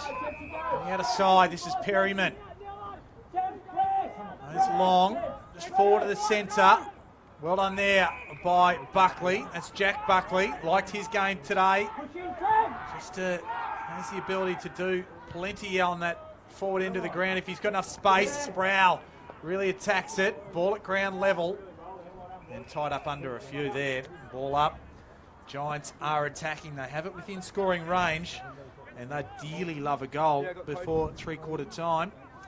We've played 18.5 minutes of this third quarter. So Preval in the ruck for Aspley. Well done. Got it down there and hacked forward for the Hornets. Good context. Stein, in fact, spoiled Murray. Aspley roves it for the Hornets, gets a bounce and gets the handball away to Billy Murphy. He puts the skates on. Have a look at him go. Box Hill Billy gets to 50. Let's go. Vacant square. It bounces and not quite through. Giants will be able to repel The ball just bounced almost backwards, Kanga, into the arms of the Giants. Yeah, that was very fortuitous for the Giants. Now they've got to defend Aspley. Ball at half forward. Bonner just taps it on. Not on there by Craven. Dylan Smith, good to see him back on the ground. That's a good kick in the finish because it finds Aspley at centre half back. Has Payne short, elects to use him now. And he was almost off. Well, if it's almost, then the bloke running in to tackle him should have been 50. Yeah, that's, I disagree. Craven asked to run. Kicks it to true centre half forward. James Nellis is under it. Stein was there. Well, that's a free kick, and it's going to go James Nellis's way. It was a good contest, physical, but he did grab him. Almost grabbed him as Nellis fell down of his own volition. Nellis just sliced the ball. And that's a nice mark back there, and that'll go the way, might be Buntine, I believe. Yes, it is. Yeah, it was a good grab. Mark. Aspley people not agreeing with it, but it was a good strong mark. He had the front position. Long kick, well done. Well delivered to Caldwell. Jai Caldwell, winner of a junior boxing title in Victoria. So he's a well-rounded footballer, but he missed the target there. Preval picked it up. Now it's going to end up with Nellis. Nellis kicks it high. That's well done by Brown to get there, and Iden to punch it away. Caldwell as well. He gets tackled into the ground. He dives on the ball. And there'll be a ball up right on attacking 50 for the Hornets. You can actually see it in the back play. There's a bunch of midfielders with hands on knees, sucking in the big ones. Hot day. Yeah, it is. About 24 degrees. Nick Murray just tries to spin out of one. Ran into Giles. Quick kick out. Didn't find a target, or it did. Only the opposition, though. And it's Bulch. Puts it back inside forward 50 again. Come on. It's all timber. Aiden Core does well. Brings it to ground. Stein couldn't handle it. Iden just feeds the ball out. Perryman under pressure. Kick. Nobody's there except Bulch. He has time to steady. Really loaded up. And right to the goal line. Although it wasn't on target, Nellis had a front spot, but the spoil came from Callum Brown. That was a good effort too. And Nellis had the body check on him as well. Good strength. Throw in. Look at the amount of players around this ball as Preval knocks it down. Giles can't get it. Shipley can. Tackled into the ground by Bulch. Let's loose the ball. Got the handball away. Umpire has said holding the agate. He had it for an eternity. Went to ground. Cody Stackelberg gives him a gobful as well. Be well advised, you've got the ball 40 metres from goal directly in front. And Jono Giles has a free kick as Nick Shipley looks down. There's a stink, a fair dinkum stink on off the ball. Giles comes in, pokes at it, hits the post. 5 goals, 12-42 the Hornets. 3-7-25 the Giants. It's still game on, and the Hornets have got to take their opportunities, Kanga. Yeah, they do. Just again, you just wonder whether Giles had too much time to think about that. Always best for Jono to act on instinct. That's right. See ball, get ball, kick ball. Peatling down the line. Bonner was had front spot, Spencer, and he's just tackled by his opposite number. And you can see I suppose the enthusiasm in trying to call free kicks for the umpire by players is just going up to another level as winning a free kick is Jake Spencer, the big man. Gets it down. Right to forward 50. Spoiled there nicely by Stein. Blake Nellis. Just wrapped up by Peatling. I was going to say, considering that fact, and both sets of players adjudicating the game for the umpires, the fact that it's been a red-hot go, the game's actually been pretty clear and flowing. You've had a few spot fires off the ball as well. Once again, Briggs and Spencer go at it and the ball gets stuck under. There's no clearance whatsoever. We've played 24 minutes of the third quarter at Voxson Oval. 17 scoring shots to 10. The Hornets lead it by 17 points. Once again, it goes over the boundary line. How are the stats looking, Kanga? Well, that's right. I mean, inside 50s are probably the telling one. 41 to 28 or 42 to 28, in fact. So yep. plus 14 for the Hornets. And clearances Aspley's way, plus 8. Throw in. Spencer and Briggs both miss it. Briggs goes back to punch it. Ends up in the hands of Payne from Bolch. Payne inside 50. Aspley couldn't quite get the hands there. Jack Buckley could. It's hacked up in the air.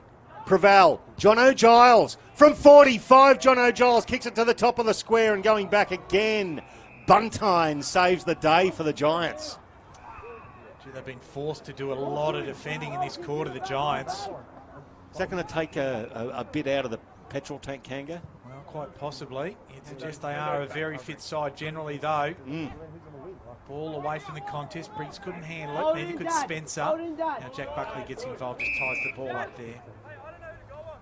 Spencer versus Briggs has been a highlight for me. I just reckon both of them, two big lumps of humans just going hard at it. Yeah, well, Preval has provided the contest, and Murray also the second ruckman there for Aspley.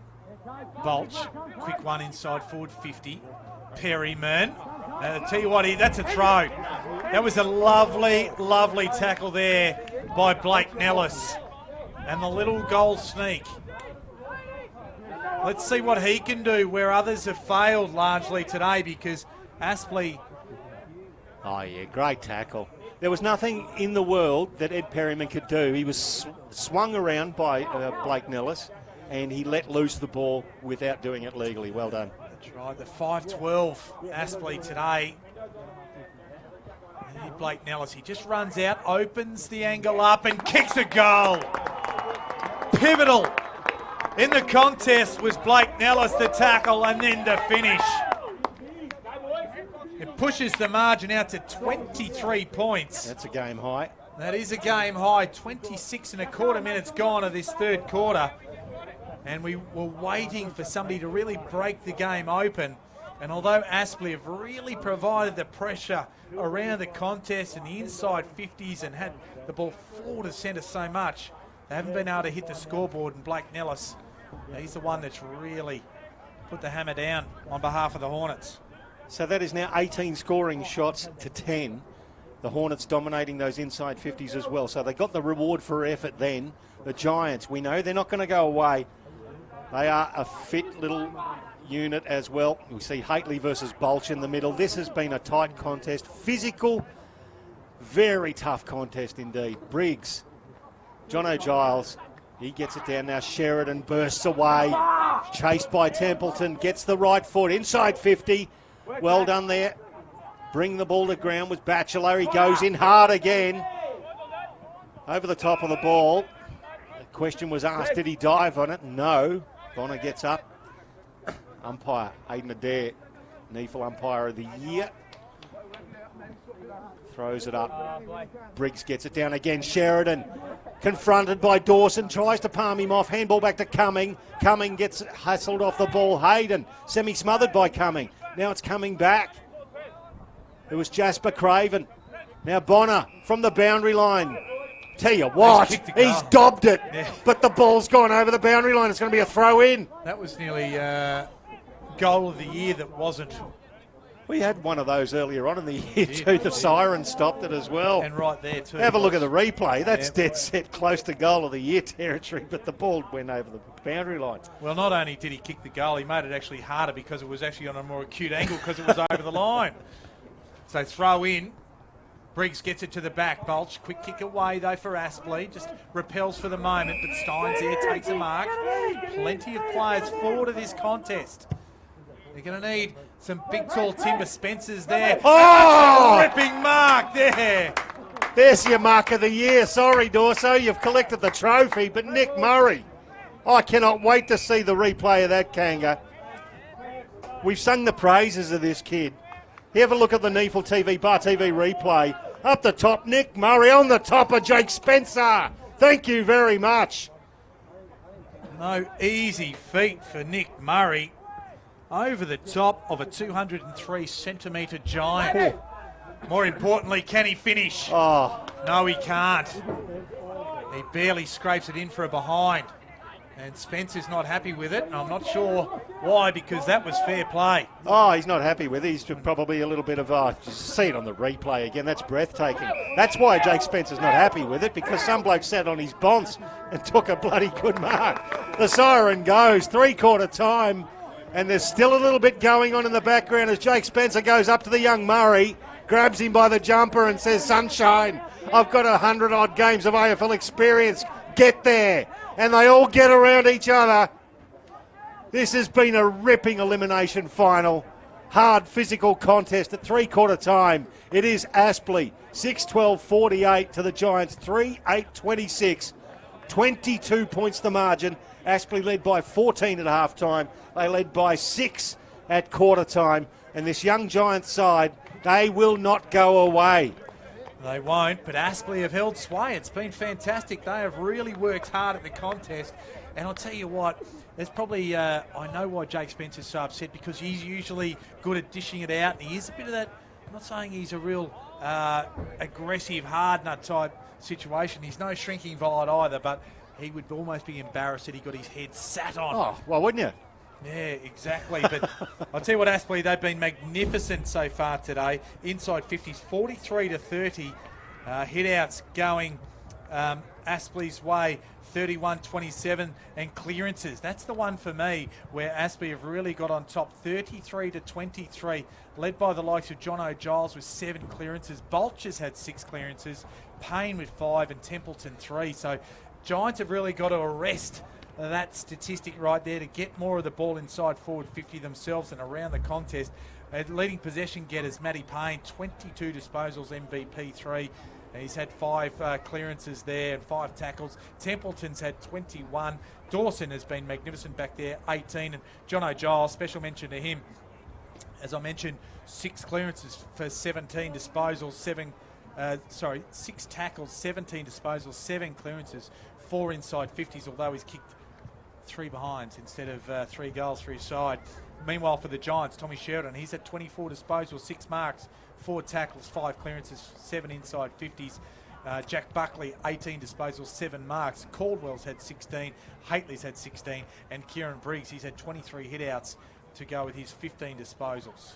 So the 6 individual goal scorers for Aspley as well: Blake Nellis, Matt Payne, Billy Murphy, Connor Stackelberg, Jonathan Freeman and James Nellis.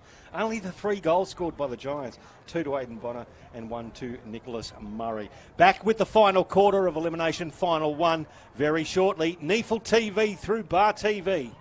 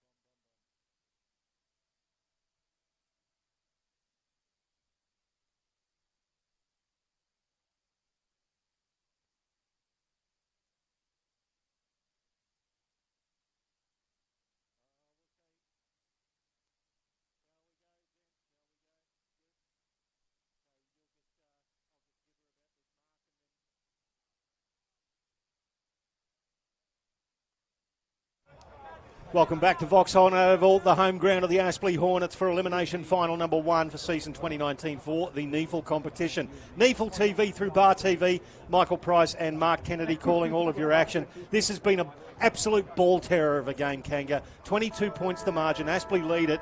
Just had one of the best highlights just before three-quarter time. Young Nicholas Murray took one of the marks of the year. We'll just see it here on the NEAFL TV, Bar TV replay.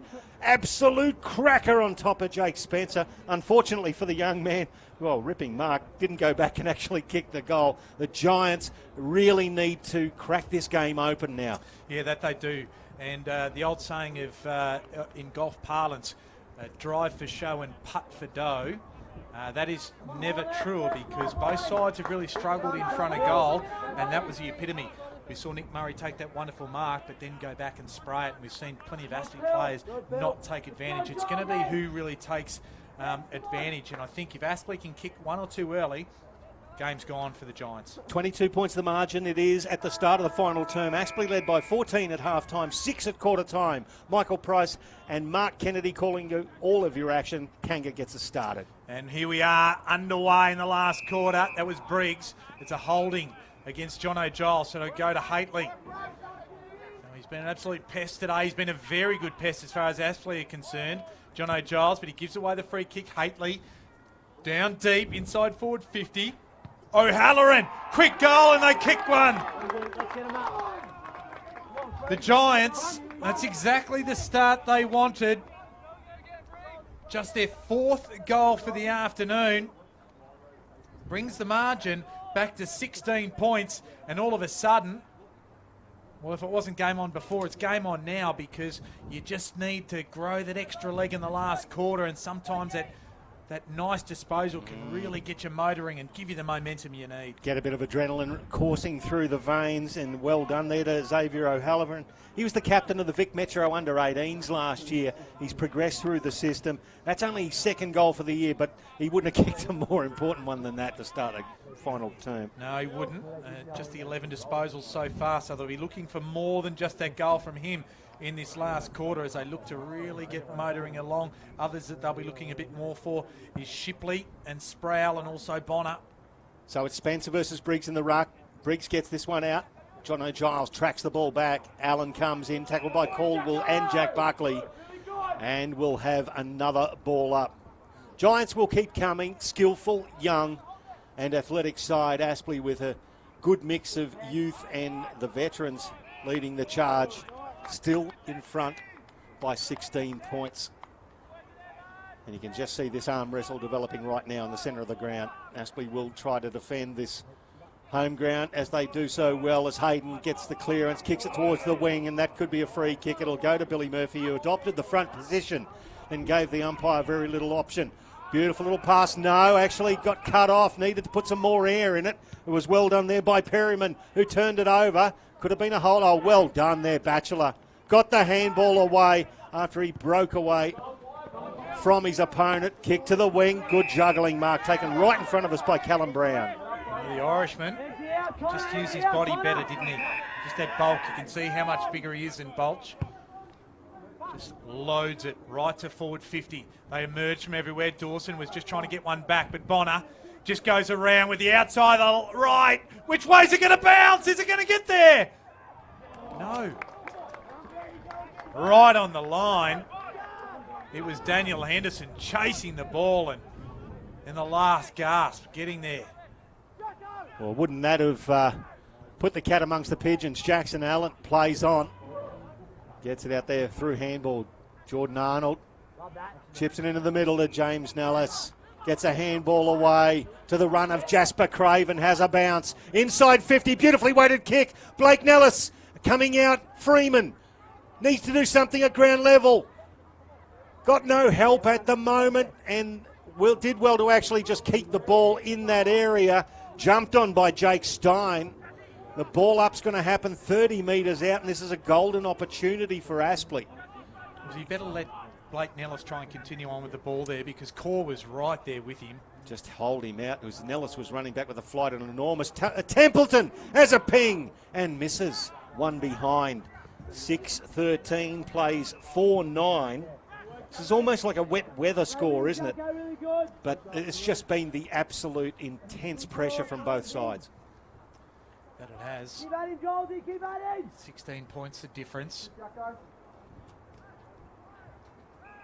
And it's Callum Brown, bring it back in.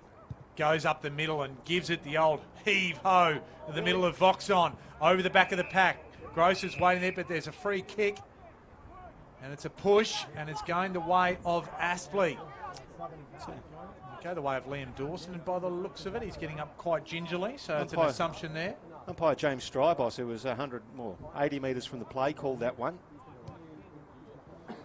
Was watching it all unfold. Yeah, called from down the forward line where Liam Dawson lobs it down.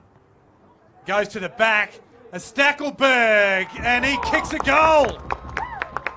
It's 2 for... Hang on, Kanga. Umpire James Strybos has come in. There's been... Nick Shipley has claimed that the ball was touched.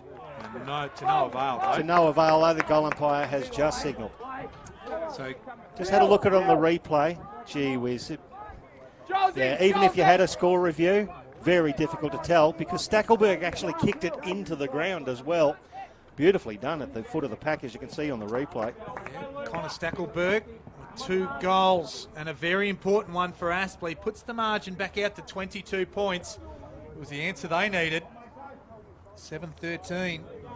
55, we're playing 4-9-33. Well, similar thing happened in the third quarter, Kanga. Bonner actually scored the first goal of the third quarter very, very quickly. Aspley answered and just kept the Giants in check for the rest of that quarter. Taking it back to the 22 points robs the Giants of a bit of the momentum. Free kick has been called off the play and it's going to go to the Giants. It'll go to Kieran Briggs. Nobody on the mark, so he plays on and kicks very long. Gavin Gross read it beautifully. As soon as it left the boot, Gavin Gross took off to where the ball was going to land and Nick Murray couldn't get near him. The veteran has done a beautiful job today with regards to reading the ball off the boot. Actually, he and Matt Payne have been brilliant for Aspley. That they have down at Giants Stadium. Ironically, it's the Swans and Sydney Union. We're 25 minutes gone there, and it is the Swans who have hit the front by 3 points, but Luca Mason here, he just got the ball from the contest, and the Breeze did the work and put it out of bounds on the full, so Matt Buntine take the free kick. Just lobs it up. You'd see a little bit of work there. Briggs had front spot. Cody Stackelberg got it at ground level. Preval worked hard. Run there by Core, now to Stein. Not the best kick inside forward 50, attacking it there was Batchelor. Harry Grant, he's handball to a man under pressure, and the ball tied up under plenty. Couple of really important touches. You won't get many stats for him. Cody Stackelberg, he's getting up with the agate now, but laying that tackle, he did some really good work over here as well on the physical side of things. Just those little 1%ers, they work. Spencer down to Payne, great understanding. Payne hacks it through the traffic. It's going to come back though. Here's Dylan Barkley. Handball now to O'Halloran. Goes time enough to mess it up, then get back around Jackson Allen. He kicks a left foot out of bounds on the full or down Gavin Gross's throat. Either one. The Hornets are going to get it, so that was a wasted opportunity again for the Giants, and the longer that Aspley keeps soaking this up, they will love it. See what Gavin Gross does here. Delivers a long left footer into the teeth of the Breeze. At the back, Stein could have marked that, but fisted forward. Aspley end up with the ball. Luca Mason, kick down the wing. Connor Stackelberg, Buntine, goes back with the one. Mitt did beautifully, takes the mark right in front of the NEAFL TV commentary box. He was cursing himself, was Connor Stackelberg, just wanting it to get it to ground, couldn't do so. Buntine, his kick, Dawson was in the road there. Squire was there, Dawson does well again. Payne, just a quick little handball. And the hands, Jordan Arnold couldn't quite find their target, and the ball spills out of bounds. I reckon the Aspley coaching staff should be commended. Daniel Webster in his first year. It's a different feel than it was with the whole John Blair regime, but they've got their youthful midfield is really working hard with the veterans. That it is. That it is. the likes that have come in today, like Dylan Smith in defence, Aspley coming through, Luca Mason, you know, it's Tom Bolsh, a very young side. And Preval. And this man, Luca Mason, just breaks through, gets a kick away. Contest. Here's one of the ones we talked about, Aspley. Just couldn't quite get enough of it in terms of quickly enough, and it was well done there by Peatling. Really good tackle, wasn't it? Gets it off now to Isaac Cumming. He chips it forward. That's well, it should have been a good mark. Batchelor just put him off. He's young Harry Grant. Now the ball spills to Buntine again. It's over there to Callum Brown. He gets over and finds the other Canberra player in Lockie Squire. Need to get a move on here, the Giants. 9.5 gone. They trail by 22 points. And that kick, that's beautifully cut off by Tom Bolsh. That's a really athletic mark at half-back. Over to Dylan Smith, one of the young players that's really impressed me today. He pops into the middle looking for Preval. Buntine tries to put him off it, and then Preval overruns it. O'Halloran burns the worms with that kick. Dylan Smith picks it up, dribbles it forward. Preval's got to go. So does Brown. Gets around Preval. Shocking handball. It just falls into the path of Peatling.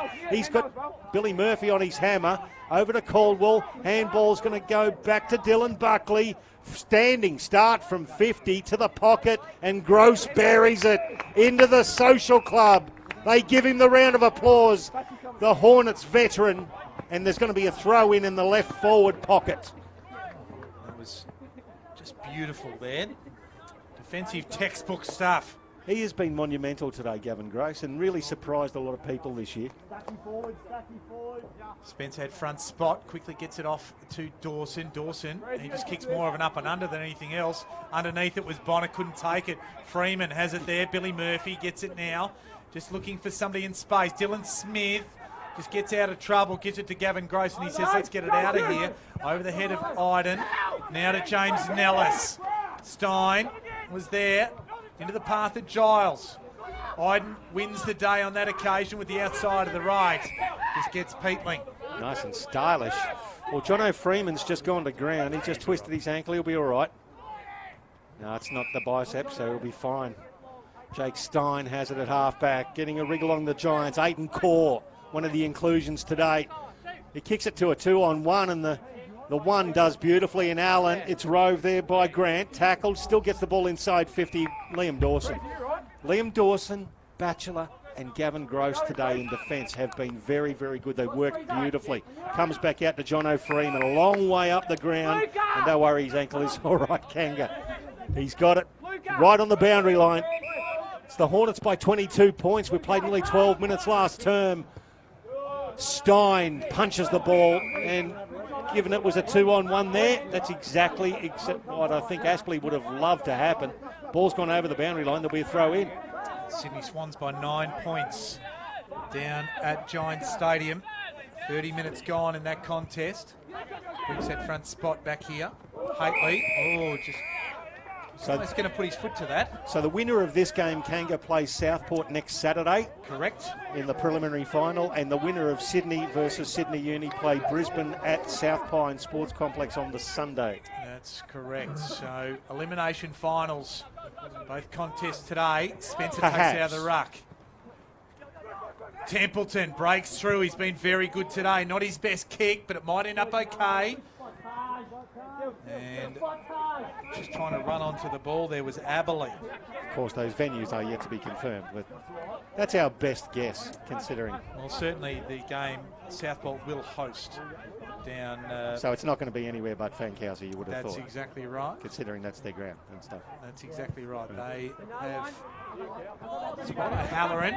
We almost could have got a touch there in the NEAFL commentary position, out of bounds on the full, and Liam Dawson will be the man. I thought you were angling for that because you started leaning into me like it was the contest. You can take the boy away from the football, but you really wanted to get that possession, had it come close. Instinct kicks in. Stein with the spoil.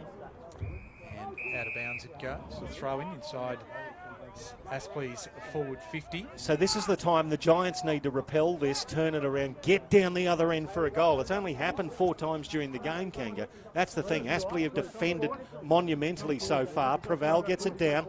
Caldwell over the ball, tackled and stuck underneath him. Tom Bolch's great tackling effort. right on 50. Well, this is where the Giants just need to find a way to open the game right up, Yeah, well, instead of being a contested piece of work. Well, Hornets have done it beautifully all day. As we said, they play this ground very well. It's a thin ground. Caldwell comes down, kicks it long towards the half-forward line. But once again, they can do that all day, and Gavin Gross is going to sit there and do what he just did there, kill the contest. He's not going to try and mark it. He's just going to kill that contest. He's done it all day. Throw in now. Look for some stats on some spoils here from Gavin Gross, amongst others. Oh, 1%. By Giles, down to Preval. It's right, hugging the boundary line, and that'll be just nicely there. So the throw-in will be very close to the Aspley forward 50 by the time the umpire decides to get it going. Quite find the spoils as the ball just ends up over the boundary line again. Aspley are loving this. 15 minutes gone, final term. They're leading by 22 points. And down at Giants Stadium, very late. Its game is completed. The Sydney Swans have defeated Sydney Uni by 9 points. So next week it'll be Brisbane versus the Sydney Swans in a prelim final on the Sunday at a venue yet to be confirmed. It's kicked inside 50 for Aspley. Beautifully read by Buntine, who's just got better as the game progressed as far as I'm concerned. He goes across the face of goal. Ed Perryman, the boy from Colin Gully. There's your Riverina reference if Quentin Hull's listening. Dan Anderson will get the free kick. He kicked it out of bounds on the full. Henderson, sorry, he's going to bring the ball inside 50. And Jono Freeman, he's been having a run at him all day, Kanga. He has clunked one 30 metres out directly in front. And that could be a dagger to the heart of the Giants if he goes back and banks this one through. Well, that's mark number 5 for him. And this will be possession number 10. And 1 goal, 1 as a key forward. In a tight game like this, 2 goals is not a bad outcome out of your side's potentially 8. Here he comes, Jono Freeman, and slices it away. The door is still open for the Giants. Barely, it is 23 points, so it's less than 4 goals. They've got to get a wriggle on. That's a free kick for a block on Luca Mason every day of the week. He wasn't looking at the ball. I don't think he even knew where the ball was, to be fair. It wasn't actually his fault in a lot of ways, but a free kick nonetheless. James Peatling gets around Mason, although albeit with difficulty. The kick just eludes Buckley, hit on by Caldwell. Murray was coming, in fact it was Sheridan who couldn't quite get it going his way effectively, and the tackle there from Aspley. On this occasion it's from Jordan Arnold, just holds play up. Right on the true wing position here on the commentary side of the ground. Spencer versus Murray. Spencer over the top to Giles, back to Spencer. Looping handball falls in the path of Craven. The late inclusion today. He's had a cracking game. Kick it down the line. And Cody Stackelberg gets taken over the line along with the ball by Callum Brown, and we'll get a throw in. I was actually very surprised he wasn't in the starting side anyway, Jasper Craven, I've got to say. Me too. He's been in some good form. And he always delivers a contest as far as I'm concerned, Jasper Craven. And he's got some pace. And that's what's required. 23 points the margin. Aspley still leading at Voxson. Spencer down to Box Hill. Billy dances around several. Handball to Templeton. Handball to Giles. He goes one way, then the other. Measures a kick to the top of the square. Good spoil from Bonner. Cumming puts himself in. Gets the handball away. Giants will be out here. Yeah, they've got to use the ball very well here. It's Core. Not a lot of options. Has one over the top now, though. Jack Buckley it is. And in turn has a Bonner. Sure where to from here. This is where Aspley are very good at defending this ground. Forces Bonner to go long. Sprouse a target and takes a good contested mark. Needs to go back and kick this. Start putting that scoreboard ticking over in favour of the Giants.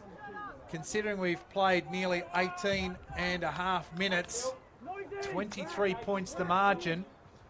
He'll kick it from 40 metres.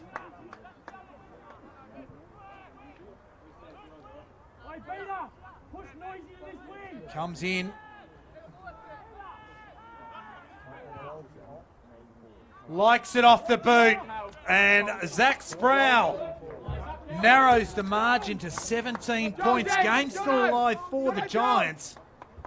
And the boy from Albury, and of course with the Murray Bushrangers in the under-18s, he had a taste of AFL football, just the one game this year.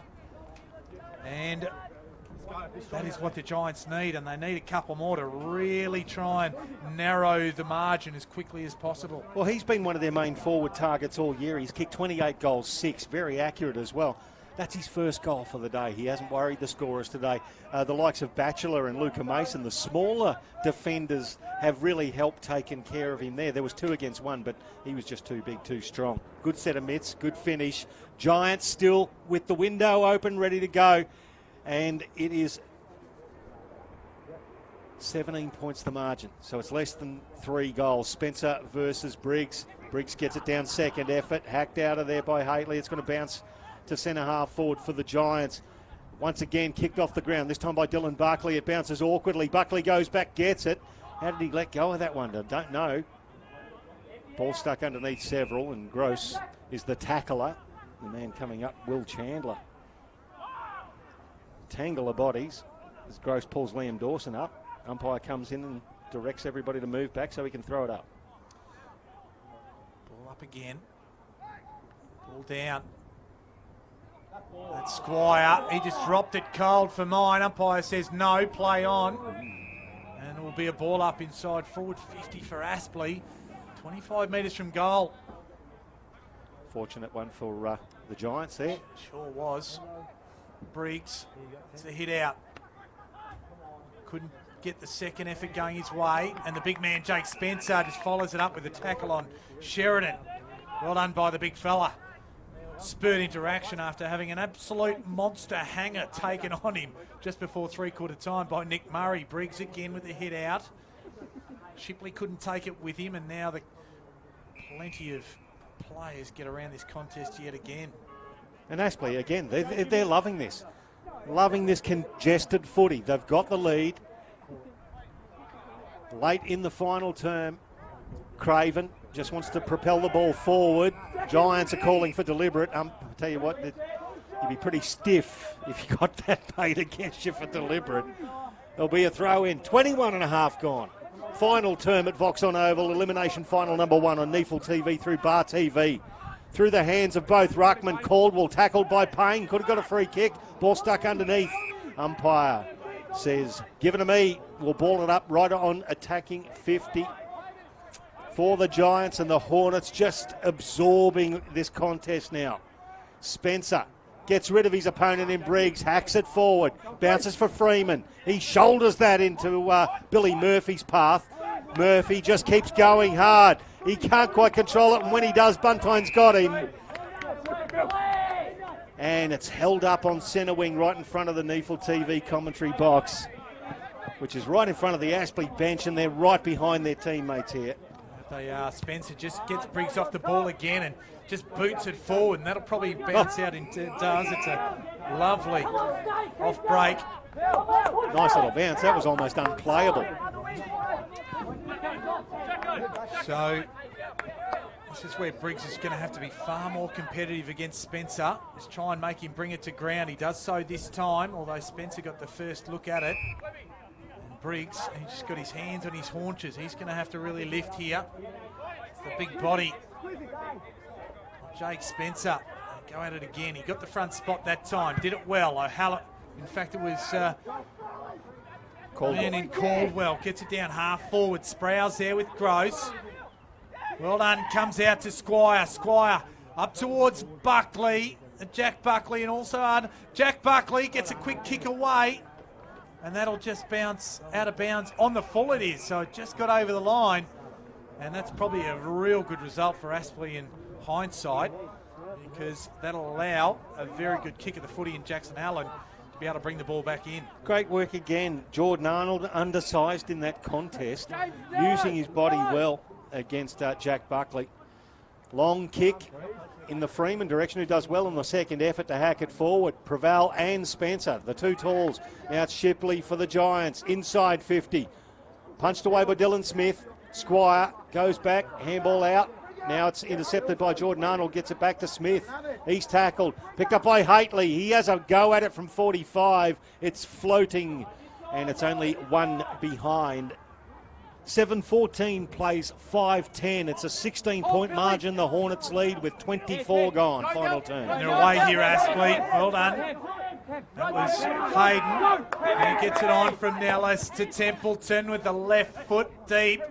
It's a slingshot play. Iden gets it down, but Payne roved it onto Murphy. And this is game over. 2 for Murphy. He kicked the first of the game. And theoretically, he could have well kicked the last of the game. The 8th for Aspley. They moved to 8-14-62. The Giants 5-10-40. And again, it was a slingshot effort out of the back half of the ground. And they got on the end of it nicely. And the nice handball from Payne to set Murphy up. The rest was just simple business. Absolutely. And the Hornets have really, again, I've got to give it to the coaching staff the way they've actually marshalled their troops against what we saw as a really strong Giants lineup on paper. The Hornets have produced some magnificent efforts and some very exciting matchups that have decided the outcome of this game. This man has been influential in Templeton, gets it out to O'Halloran for the Giants, who kicks it inside 50. Once again, Dawson flies across the top and punches it. He has been very good in defence, Liam Dawson. In fact, the defensive effort of the Hornets have really overtaken the Giants. Yeah, that's right, and we talked about it, I suppose, from midway through the first quarter. They just know how to play this ground well. They know how to defend well here, and then on the other side, open space up and do it very quickly. Just emerging with the ball is John O'Giles, been a good contributor today. Sliced the ball, but not enough to put it out of bounds on the full. Instead, just got a nice little bounce. He's got I can lay a comparison to John O'Giles in my thoughts and get your opinion. He's got a touch of the Mitch Robinsons going about him. He is dead set, all ventricular muscle when it comes to it. That's not a bad comparison. Eight clearances, 19 disposals, 6 tackles. He's been influential today. And that he has. Kicked 3 behinds. He could have been even more influential.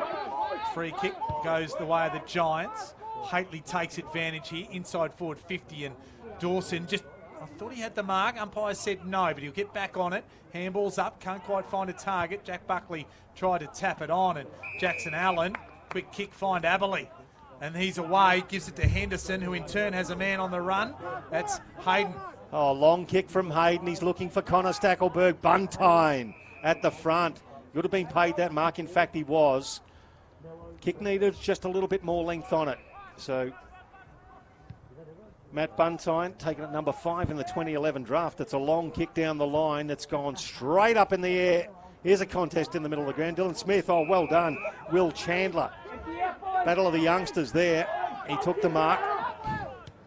Chips forward over the head of Spencer. O'Halloran's got it. Takes Spencer on. Oh, yes, and shins it up. It's picked up there by Core. Curls it around. And well done, big Jakey Spencer. Just did enough to make sure that O'Halloran shinned that ball forward. No score. Yeah, well done. I'll tell you what, he's got his hands above his head trying to suck in the big ones. Jake Spencer, he's been phenomenal today. Jackson Allen kicks it up. Just went over the first couple of players and nearly hit Jake Stein in the face. We really get excited when the big ruckmen do something close to, dexterous. Well, I know a few people used to joke that they're not the smartest place getting around, but like the drummers in the band. Yeah, that's exactly right. They command a bit of the attention, and others march to the beat of their drum. Jasper Craven gets the ball going forward. Murphy couldn't get it. Perryman was involved there as well. Well done. Good body there from James Nellis. Gives it down to Blake Nellis and then opens it up for Connor Stackelberg. This is the time. Connor Stackelberg the older. He is a very good kick for goal. He's already kicked a couple today, but he's been an influential player with the way he's presented and brought the ball to ground. Just seeing Liam Dawson come off the field, the man is absolutely gassed. He has been very, very good for the Hornets in the backliners. We'll see what Stackelberg does with this. Lines it up directly in front. He kicks it from 45 metres. And that is a lovely conveyance for 3 goals for Connor Stackelberg. Margin to 29 points. And the game is the last for the Giants at NEAFL level for 2019. That is for sure and certain. Well, Aspley, once they got in front, they have not been headed in this game. They kicked the first goal in the 1 minute 50 mark, and they have been in front by basically all the way through. And it's just sort of just slowly, incrementally just got bigger and bigger and bigger. They've shown a lot of professionalism in the way they've ground the Giants. And we thought it might actually go the other way. Yeah, that's right. And we thought the Giants would come over the top with their superior fitness, but it's not to be. Aspley have really hung tough. Briggs promotes it forward. Bonner tackled by Payne. Still gets the ball away. Caldwell now Shipley from 50. Drills one in. And that is precision stuff late in the game. Aidan Core takes the mark. Does the pick up and throw with the grass. He's wasting no time. Hasn't scored this year in the NEAFL ranks. Starts it right, and that's a beautiful kick. That's exactly how to work it back at this ground from that end. So the Giants, with a late one, takes it back to 22 points, which is the margin at three-quarter time. So it's been an arm wrestle in the final term. 3 goals, 2 to the Giants, to 3 goals, 2 to Aspley. Well, they've really struggled generally to have a tall target to kick to at times today, the Giants. And not that I'm saying that obviously it was Aidan Core getting on the end of the lead on that one, but they've just lacked that real big body to make sure that the ball comes to ground each and every time, because Aspley's defence has really held sway through the likes of Dawson and Gross and also Batchelor and also Jackson Allen back there. They've been magnificent, without doubt. Preval, I'll give that one to Briggs. Just emerging with it is Hayden. It's at forward to centre. Brown, he just got the spoil and then gets it back again. Now to Shipley. Goes himself. Gives it over the top to Caldwell, although he just overcooked the kick, and Luca Mason's the man that chimed in, and Bolch takes the mark on centre wing. He goes after the pressure of O'Halloran. It wasn't quite there. Perryman and now Callum Brown mops up, and they come through the middle of the ground. O'Halloran, quick kick inside forward 50. Oh, Dylan Buckley pressured off it by Jackson Allen. Allen did beautifully, but Buckley towed it across the 50 and keep going. He's just tracking across the 50-metre arc. The Aspley players calling for deliberate, which is, that's a big ask from there, I've got to say. It's going to be a throw in at the 50-metre arc. The Giants in attack. They trail by 22 late in the final quarter. Clearance is plus 19, Aspley, and that has just been a sad indictment, I suppose, on the Giants, who have had a really good midfield. So Bolch under a fair bit of pressure. Giles, you'll have to be in the votes today, John Giles, I would have thought, just for pure effort. 45 is Peatling, a long kick inside 50, and there he is again. Gavin Gross, he's led the defence from the front, the veteran. Over to Henderson, straight down the guts. Stackelberg the older. Again, another good game from Stackelberg. Presents beautifully, as has Nellis today. Between them, they've kicked the 4 goals. Kicked towards Jordan Arnold, coming over the top. Spoils it over the boundary line, and we'll get a throw in at right half forward for Aspley. Well, where they've won the game is in the middle, and we just talked about the clearances. But Jake Spencer, 11 clearances. And then you've got Giles with 8 and Payne with 7 and other players there. Bolch has got 6 even, and he's not certainly a heralded midfielder as such. But this is what they've done the job. They have done the job in spades today. But this is where I was saying the coaching staff for Aspley needs special mention, because of the fact that some of the matchups that they've provided in the middle have really borne fruit. And Daniel Webster must be congratulated with his staff. Yeah, definitely. It's been a great effort. All inside forward 50 for Aspley again. Aspley, he goes on his favoured left. Gee, that would have been a highlight for me. Although the kick doesn't...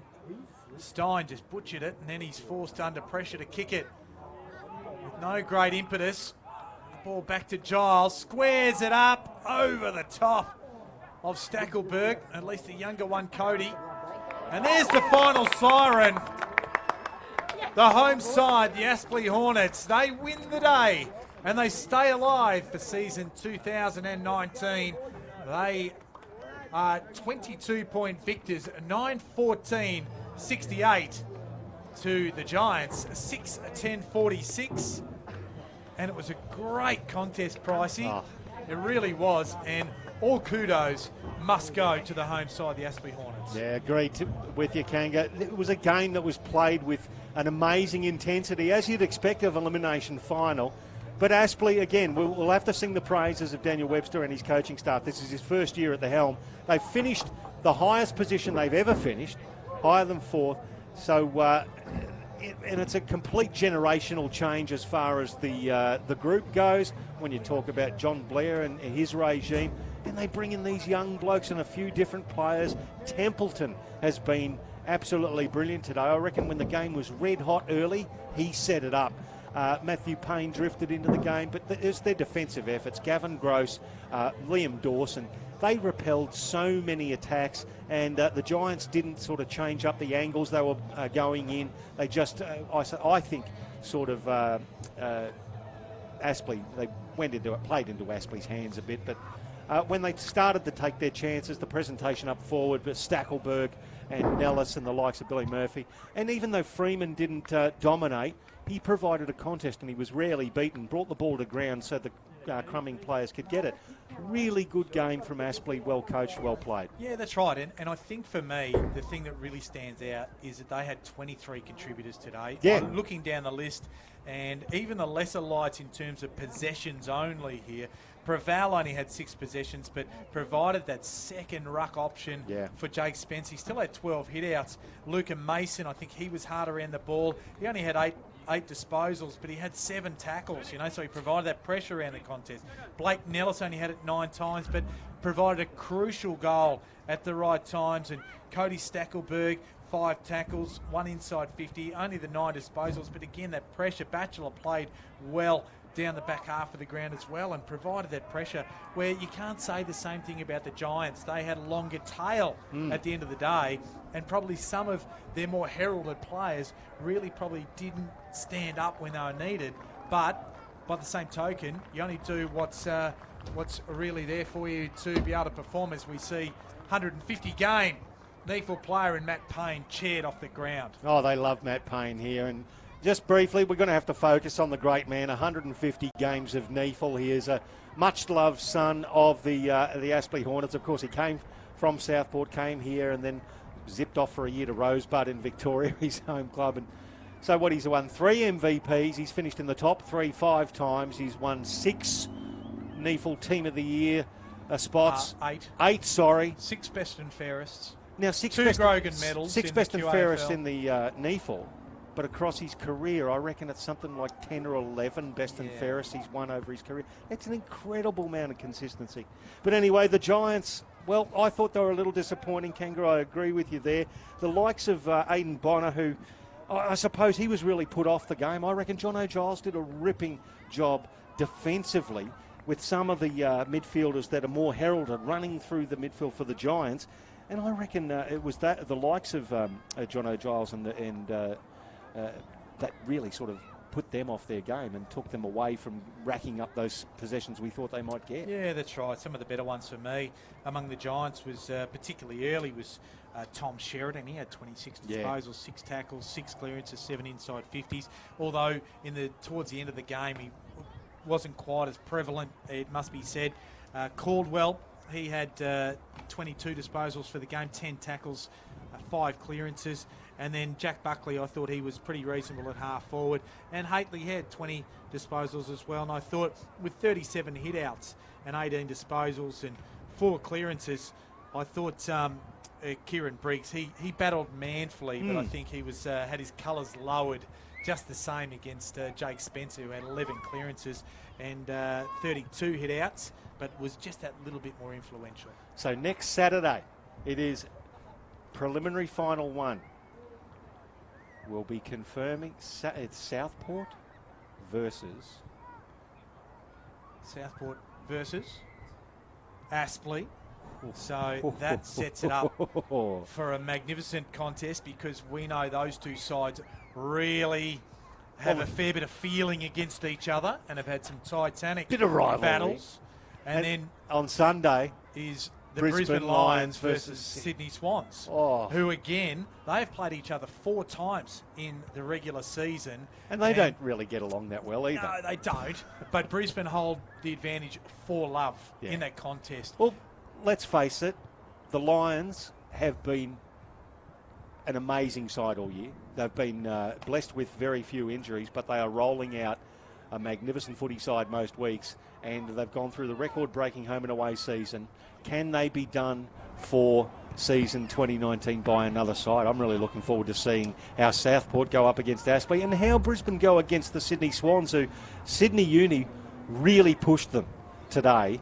And, of course, went down by the 9 points. So seeing how Brisbane versus Sydney goes next week will be a cracker. And don't forget the fact that Sydney Swans in the last home and away game of the year were in front of the Brisbane Lions, entering time on of the last quarter before the Lions put the afterburners on there. So set up for a good contest, and 2 absolutely cracking preliminary finals upcoming next week. So it is the NEAFL final series for 2019, and day 1 has been done and dusted. It's the Aspley Hornets who have defeated the Giants by 22 points here at Voxson Oval to earn themselves a spot in the preliminary final next Saturday against Southport. On behalf of all the great guys from Bar TV, Ben, Geordie, Tim and Mark Kanga Kennedy, Jess and Ben here from Team NEAFL, I'm Michael Price, and we'll look forward to bringing you those preliminary finals next weekend here on NEAFL TV through Bar TV.